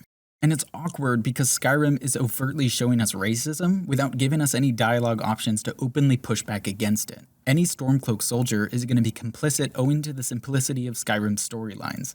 Despite the countless other occasions in-game where the only way you can impact the world is violence, you can't even kill the racist Nord, Rolf Stonefist, brother to Ulfric's right-hand man, that's actively harassing Dark Elves in Windhelm. For whatever reason, he's marked as protected. You can't even ask Ulfric about the Grey Quarter, this ghetto in the town that he rules. We're supposed to support his overthrow of the Empire and likely ascension to High King when he either can't or won't address the racism in his own city? And to be fair, other Stormcloak-controlled cities like Riften are more racially equitable, but to me Windhelm is essential to examine because Windhelm is under Ulfric's direct power. And we can't judge the Stormcloak separately from Ulfric because the game itself presents no gap there, no dissent in his ranks. Ulfric is the Stormcloak Rebellion. The Stormcloak Rebellion is Ulfric. Then there's the Stormcloak Oath and the last line. All hail the Stormcloaks, the true sons and daughters of Skyrim. The true sons and daughters of Skyrim. Well, that's convenient. If the Stormcloaks were so obsessed with people being allowed to live freely in their homeland, then why are they also opposed to the Forsworn, who are essentially the Stormcloaks on a smaller scale? Instead of Skyrim belongs to the Nords, they're essentially saying the Reach belongs to the Forsworn. But in-game, there is no sympathy between the two factions, nor are we ever allowed to observe the hypocrisy. The oath, the constant battle cry of Skyrim belongs to the Nords, in addition to the prevalent racism in Windhelm, it's a deeply unflattering picture for the Stormcloaks, with little to redeem them aside from the assumption that they'll fight the Thalmor faster than the Empire will. It's then hard to ignore that we'd just be replacing one cruel and racist government with another. We're given no indication that Ulfric's views or the views of his soldiers soften as the war progresses. We don't even know Ulfric's views because we can't actually ask about them. Players will have to come to their own conclusions. I've seen a lot of folks online get upset when people criticize the Stormcloak faction for the white nationalist elements that permeate their subculture. I don't think Bethesda did this on purpose, but the end result is that they've created a civil war that, through both sides being represented in Sovngarde, seems to present both sides as being viable, honorable options. And the mere presentation of a quasi-ethno-state as an appropriate alternative to a flawed yet multicultural empire that's shown itself capable of progress and reform is troubling. If this kind of discussion piques your interest, another one of the essays in Being Dragonborn goes into more detail about the racially charged rhetoric of the Stormcloaks. There are less problematic reasons for joining the Stormcloaks. They're right, the Empire is weak, and there is of course an argument to be made that the Empire had no right to rule them in the first place. The Empire could have done more to soften Talos' persecution, or it could have at least communicated greater degrees of sympathy when they had to let the Thalmor crack down on the issue. It can also be interesting and valuable to discuss race in fantasy, or to allow race to affect a fantastical world. I'm not against racism being present in historical or fictional video game worlds. For me, the problem is the lack of condemnation from the player or even the broader game. Featuring racism as spectacle and flavor rather than actually allowing the player or the story to engage with it makes it feel like it's just there for cheap gravitas. A Dragonborn that supports the Stormcloaks is enabling this kind of racist behavior and rhetoric, even if both the player and their character wouldn't support it if given the choice to speak out. And yes, Skyrim does present a few moments where characters like Ralof or Ulfric clarify that you don't need to be a Nord to fight for Skyrim's freedom. Characters of any race can join the Stormcloaks, but I don't know how much stock we should put in that fact because Skyrim is built around the player character's exceptionalism. Any player character can do pretty much anything. In a world that revolves around the player, I don't know how much credit we can give the Stormcloaks for allowing a Dragonborn of any race to join them, though it is worth noting. The Stormcloak rhetoric is built around the protection and the advancement of the Nord race. We are the true sons and daughters of Skyrim. For all the true Lords of Skyrim! The gods will look down and see Skyrim as she was meant to be. full of Nords who are mighty, powerful, and free! We've won Skyrim's right to determine her own future, and for that, every Nord praises us. You mean... This is... are we... Rights for whites. That's not too much to ask, is it? Is this...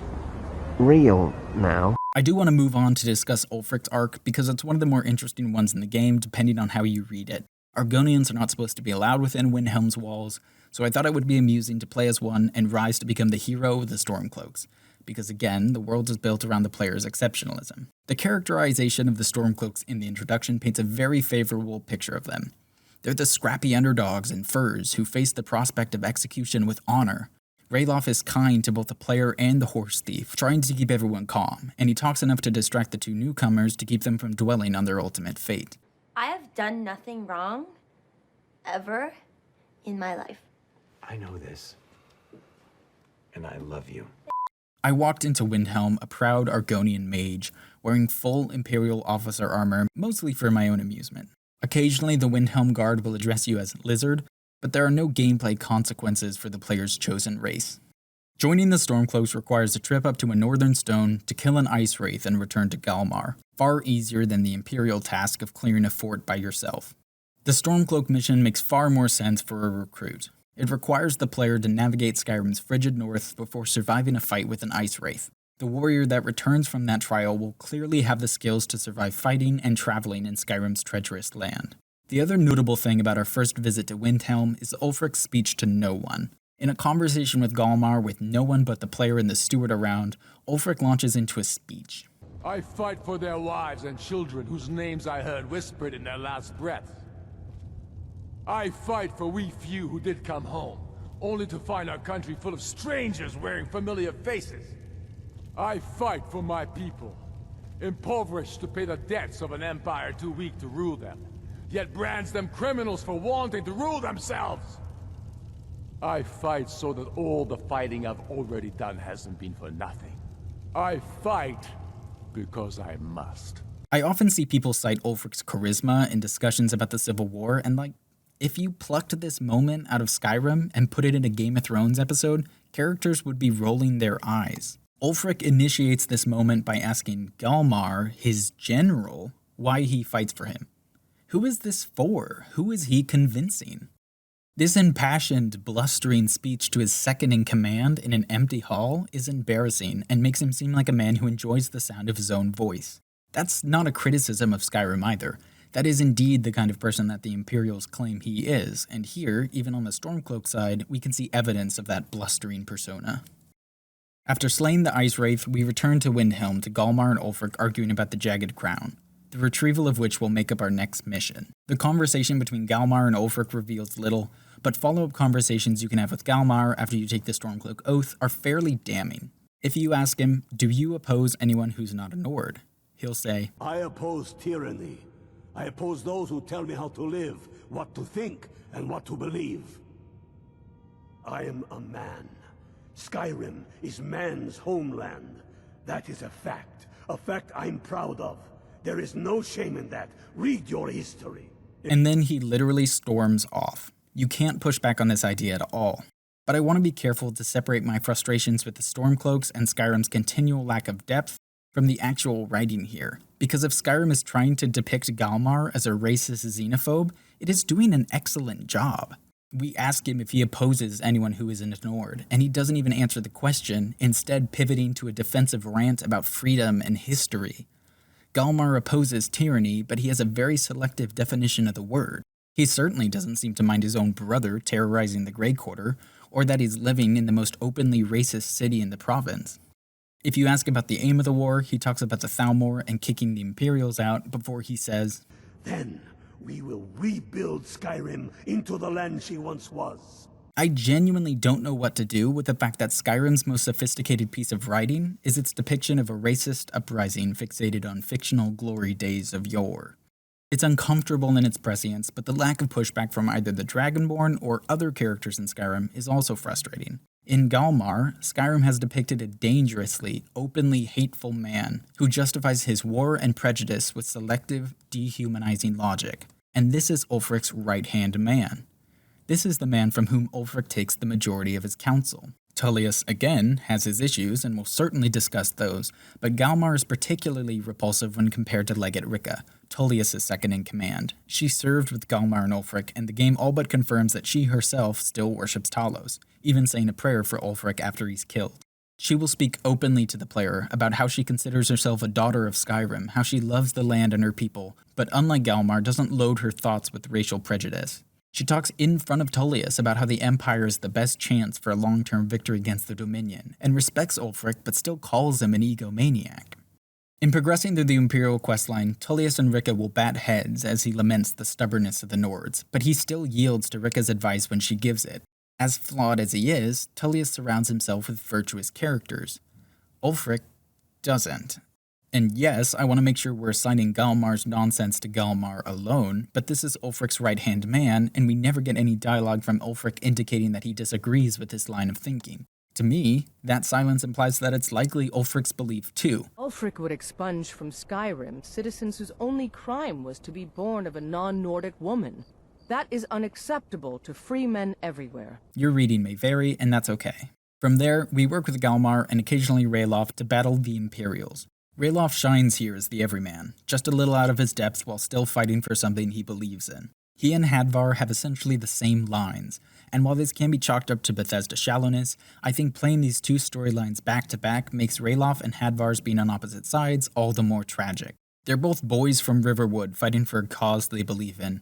They both regret that they live in dark times, but believe they're doing everything they can to make them brighter. It's a shame we don't get more of these characters interacting with each other, because getting these mirrored moments that heighten the Civil War's inherent tragedy requires multiple playthroughs. Most of the gameplay in this section is atrocious, the fort battles especially so. The most notable task from a story perspective is when Galmar tasks the player with blackmailing the Steward of Markarth by stealing evidence of his continued Talos worship. And this moment should be troubling to a true Talos-believing Stormcloak. If this truly was a war about restoring the worship of Talos, using someone's belief in your god against them is at the very least cynical, and at most indicative of the Stormcloak's true priorities. Though of course the player cannot make this observation. It's frustrating in two parts. The first is that Galmar's hypocritical mission goes uncommented on by the player, and the second is that we're literally in Markarth, the city that shaped Ulfric into the man he is today, and we only get a background reference to those events from Markarth's steward. This would have been a great time to organically introduce Ulfric's war crimes and justifications in Markarth, his taking of the city and subsequent betrayal by the Empire. Instead, we get a 20-second stealth sequence and a quick conversation that leaves us with information to intercept a caravan. Soon, we arrive at the Battle for Solitude, and Ulfric gives a speech in which is one of the many, many times he seems to only reference Nords in Skyrim. In that moment, the gods will look down and see Skyrim as she was meant to be, full of Nords who are mighty, powerful, and free! Ready now, everyone, with me, for the sons and daughters of Skyrim! The Battle for Solitude itself is pretty awkward, but once Ulfric, Galmar, and the Dragonborn enter Castle Dor, things get much more interesting. Ricca stands alone in front of General Tullius, protecting her crestfallen commander from the wrath of her old friends. Galmar and Ulfric, both violent men, offer Ricca the chance to leave with honor. Stand aside, woman. We've come for the general. He has given up, but I have not. Ricca, go. You're free to leave. I'm also free to stay and fight for what I believe in.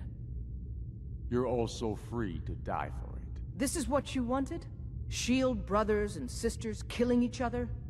Families torn apart? This is the Skyrim you want? Aside. That's not the Skyrim I want to live in. Ricca, you don't have to do this. You've left me no choice. Talos, preserve us. This moment right here is the best part of the Civil War storyline, no matter which side you're on. The Ulfric, Galmar, Ricca confrontation highlights everything the Civil War should have been. A clash between brothers and friends and veterans, with everyone in the room ready to die rather than compromise their beliefs.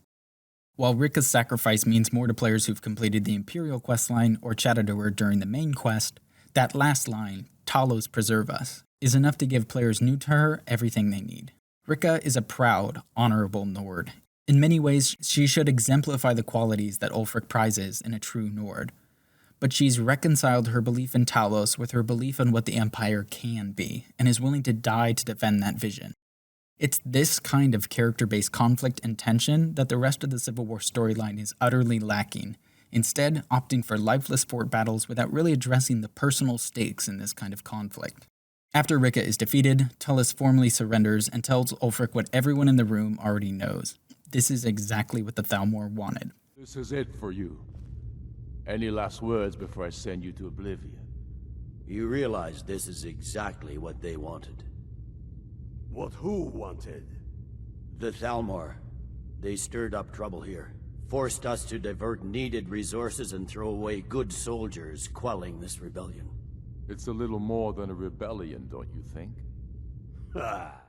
Another mark against Ulfric's character here is how much he clearly relishes this moment, despite this victory being objectively bittersweet in the long run, as both sides have been weakened all while the Thalmor sit back and watch. Come, Galmar. Where's your sense of the dramatic moment? By the gods. If it's a good ending to some damn story you're after, perhaps the Dragonborn should be the one to do it. Good point. Well, Dragonborn, what do you say? Do you want the honor? As you wish. Ulfric's fixation on the story of the war continues, as he then notes, Well, I suppose some kind of speech is in order. As if he hadn't been dreaming of this moment for the entire Civil War. He then asks for the Dragonborn to stand at his side, but in an option that I believe only appears on the Stormcloak side of the Civil War, you can ask to be left out of his speech. I did in this playthrough, and said that I'm not sure this was worth it after all. Ulfric says, There's no shame in such thoughts. A man without doubts is a man without a conscience. But rest assured, we've won Skyrim's right to determine her own future, and for that, every Nord praises us. Again, even in victory here, with his mind already set towards how he's going to rule Skyrim, he's singling out the Nords. It would have been just as easy for him to say that all of Skyrim will be thankful. He doesn't. There are two moments in Ulfric's victory speech that could be seen as surprising depending on how the player views Ulfric as a person.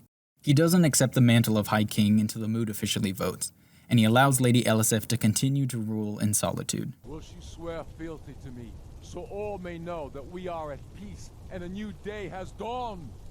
I do. Then it is settled. The Jarl will continue to rule solitude. To me, this mercy with Elisif and deferral of his crowning isn't demonstrative of growth from Ulfric, but rather exemplifies his fixation on his own pride and honor. He turns down the crown immediately because he knows he's getting it anyway. Nice touch about the High King. Thank you. I thought so too. It's a foregone conclusion, you know. Oh, I know. And he wants his legacy to be that of a true High King of Skyrim, rather than a conquering one. He spares Elisif because his assassination of Torg is still a stain on his legacy to half of the country, so sparing his widow is a way to salvage his own legacy with his detractors. Small side note, I know calling it an assassination is putting my thumb on the scale, but Ulfric all but admits this if you talk to him in his palace. I killed Torg to prove our wretched condition. How is the High King supposed to be the defender of Skyrim if he can't even defend himself? I wish we were able to address his massive leap in logic here. Torg is not a skilled warrior, fine. But Torg is not a skilled warrior, therefore he cannot be a good king and defender of Skyrim? That's not consistent with what we know of Tamriel. I don't think we'd consider Martin to be a skilled warrior, nor were our characters when we were caught crossing the border at the start of the game. People evolve, yes, but also heroism and defending the things you love can come from attributes other than strength and violence. Would you rather have a wise king or a strong one? You can only reply to this by saying that, quote, some call you a murderer, which is such a meek option, and it frustrates me that it's the only one. In a game that cared about these character moments, this would be a big conversation, and our options to support his ideas about kingship or denounce his act as one of self-serving violence would be instrumental in shaping how Ulfric feels about our character moving forward. Instead, we get, some call you a murderer. I challenged him in the traditional way, and he accepted. There were many witnesses, no murder was committed. True, he didn't stand a chance against me. But that was precisely the point. Back when I was discussing the truce, I mentioned how it fits Skyrim's broader theme of wielding power responsibly. For me, part of that was demonstrating that the wielding of power didn't always have to come in the form of violence. I don't think Ulfric understands this until, depending on your interpretation, this last moment of mercy with Jarl Elisif. And even then, I always read this moment as his attempt to repair his reputation for the stories and songs than any act of kindness or mercy. I think the game gives us more than enough to come to a darker conclusion about this moment, but I can understand if people want to treat this moment with more optimism. So that's the Stormcloak side of the Civil War, and like the Imperial side, it's an unfinished mess. Skyrim's lack of dialogue options for the Dragonborn is more egregious here than perhaps anywhere else in the game. Your forced silence makes you complicit in the rise of this dangerous faction of Nord supremacists. There were routes Bethesda could have taken to make the Stormcloaks more sympathetic. Having Ulfric chastise Galmar for his overt hatred of other races, or make it so that Ulfric wasn't directly responsible for banning Argonians from the city. The Stormcloak campaign could have involved Ralof rising high enough and then, with his more moderate perspective, clashing with Galmar, perhaps ousting him and reshaping the Stormcloaks for the better. Instead, we get a dark story that sees an arrogant, unabashed racist rise to power alongside a second-in-command who's inarguably worse. We see a faction hide behind Talos despite it being extremely obvious that the Empire largely agrees with them and is gearing up for a fight with the Thalmor. And through it all, we can say nothing to change the poisonous course of Ulfric and his Stormcloaks. And in the end, Skyrim even seems to acknowledge how players might feel about this darkness, by giving them the option to go unincluded in Ulfric's speech. But Skyrim tells the dark story of this faction well, from their scrappy origins to how they hide their hateful ideology behind coded language and references to history or heritage. It's a subtlety and a realism that I would praise if Skyrim did anything interesting with it, or allowed players to push back on these ideas either in or out of the Stormcloak army. But instead, by normalizing the Stormcloaks as a viable choice in the war, and reinforcing that through their inclusion in Sovngarde, it accidentally normalizes and in many ways glorifies the same kind of rhetoric and behavior on which modern-day white supremacy relies. And while I don't think that's what Bethesda meant to do, it's still the game I think we're left with. There is, perhaps thankfully, a lot less to talk about for the Imperial side of the Civil War. Tullius is a dull military man through and through, and his most interesting decision is utilizing Legate Rika as his right-hand man, and relying on her knowledge of Ulfric and Skyrim to help him stay a step ahead of the Stormcloaks. Hadvar, like Ralof, is warm and at times vulnerable, an every man in a story of warring armies just trying to do his part. Imperial soldiers talk openly of taking the fight to the Thalmor. Some, like Rika, clearly still worship Talos. We're led to believe that for many, the reason they fight for the Empire is not because they're proud of what the Empire is, but they believe in what it can be. Fighting to defend the status quo hardly feels like the stuff of heroes, but through Skyrim's characterization of the Stormcloaks, even the crumbling Mede-era Empire is the safer, more progressive choice for the majority of Skyrim's players. I'm going to jump ahead to the Battle for Windhelm because the stages leading up to it are largely similar to the Stormcloak ones. Lots of generic fort battles, broken up by a conversation or two with Hadvar or Rika. Windhelm is a trickier fight than Solitude, with its narrow alleys making for excellent natural choke points. Imperial soldiers were funneled into the small walkways, and many fell to Stormcloak arrows before making it too far into the city. At long last, however, the Dragonborn arrives at the palace all the same, and a similar scene to the castle door conversation plays out. Step aside, Galmar. We're here to accept Ulfric's surrender. I'll never surrender Skyrim into the hands of a corrupt and dying empire. Skyrim doesn't belong to you, Ulfric. No, but I belong to her. Enough! You are traitors and will die traitors' deaths. The moment where Rika confronts Ulfric is subtle but wonderfully done for both of them.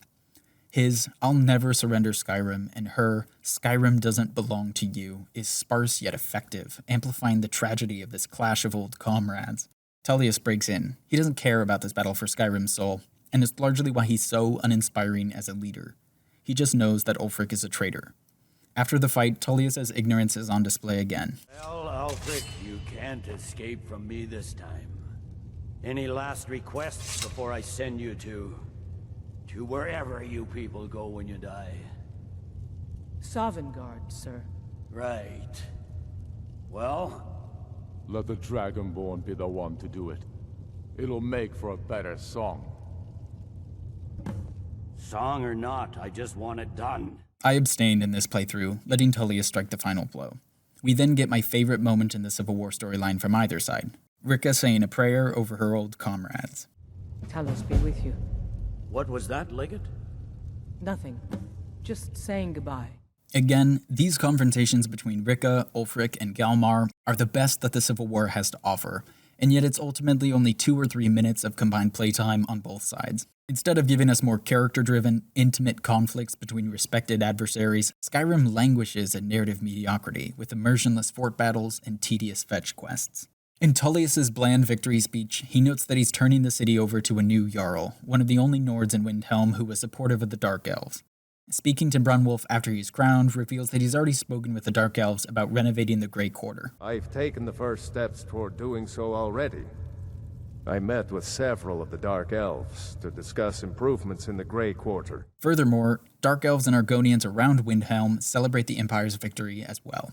When Ulfric was killed, justice was done. That might sound harsh, but it's how I feel. Yes, markedly so. Can't say I mind the sight of all the Imperial guards. It's a change for the better. I hope in his next life he's reborn as an Argonian forced to live in a slum because of some bigoted Nord dictator. Circling back to Tullius, after concluding his victory speech, you can speak to him and ask if he thinks there will be real peace, at which point he reveals what we've already known. What I'm not so sure about is the peace we've made with the Thalmor. But we'll keep that between the two of us, all right? Legate Rika, too, acknowledges this, saying that the people of Skyrim should enjoy peace while they can. I suspect all of Tamriel will again be called to arms in the not-too-distant future. It's a bittersweet note on which to leave things. The Civil War is over, but everybody knows that the newly achieved peace is a temporary one. The Imperial side of Skyrim's Civil War somehow says less than the Stormcloak one. While the Stormcloak side at least explores the insidious nature of a populist movement grounded in supremacy narratives, the Imperial Civil War sees the Dragonborn defend a flawed status quo that never interrogates how it got to this spot in the first place. We're left with half a story. Skyrim was reunited through violence, not because her people learned anything about themselves, and the Legion begins ramping up for a war with the Thalmor that may or may not happen in the Elder Scrolls 6. The same prejudices that gave rise to Ulfric and his Stormcloaks still exist. Both sides of the Civil War had so much potential, but in practice it underwhelms in nearly every aspect. In spending so much of its run sending the player into awful, lengthy fort encounters of tedious violence, Skyrim squanders what could have been its most interesting storyline. The Dragonborn's lack of agency in both the oath-taking and in their role as a soldier actively undermines the main quest's narrative about the responsibilities of power. What we're left with is a soulless mess that gestures at loftier ideas about nationhood and the tragedy of war, but delivers a mindless and bloody romp across the continent.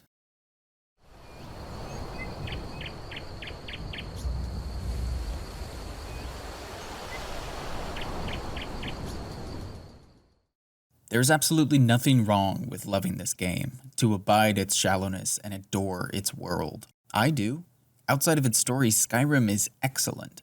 I had to play through the Bleak Falls Barrows section of this game 3 times in close succession, once for my main character and 2 others to be able to progress the Civil War questline, and I genuinely had fun each time. The combat is still rough, but there's a magic in the way that its world, characters, and gameplay loops combine to become more than the sum of their parts. Skyrim delivered a beautiful, compelling world and filled it with efficiently crafted characters. The illusion of depth is much more sustainable than Oblivion's, but linger long enough and the illusion is revealed all the same. It echoes Beowulf but fades in its shadow. It's a strangely compelling narrative mess, surprisingly ambitious and oddly introspective, but its lack of choices and consequences keep it from making any kind of compelling point. You're likely not going to come away from Skyrim feeling like you've navigated the burden of great power, nor are you likely to be swayed by its sloppy portrayal of war and the ideas of nationhood. But it's still fun, a shallow but remarkably wide sandbox that will fill as many hours as you let it. Navigating the fractured rivers and mountains of the Reach, wandering the serene, autumnal forests of the Rift, dashing from iceberg to iceberg as you explore the Sea of Ghosts. There is so much excellence here, so much that Bethesda does better than anyone else. And when the Elder Scrolls 6 comes, I know we're going to get a world that's bigger and better than any they've made before, but I hope it comes with a more cohesive and thought-provoking story. Thank you all so much for watching. That's your voice? I've never talked to him. His voice is wildly high.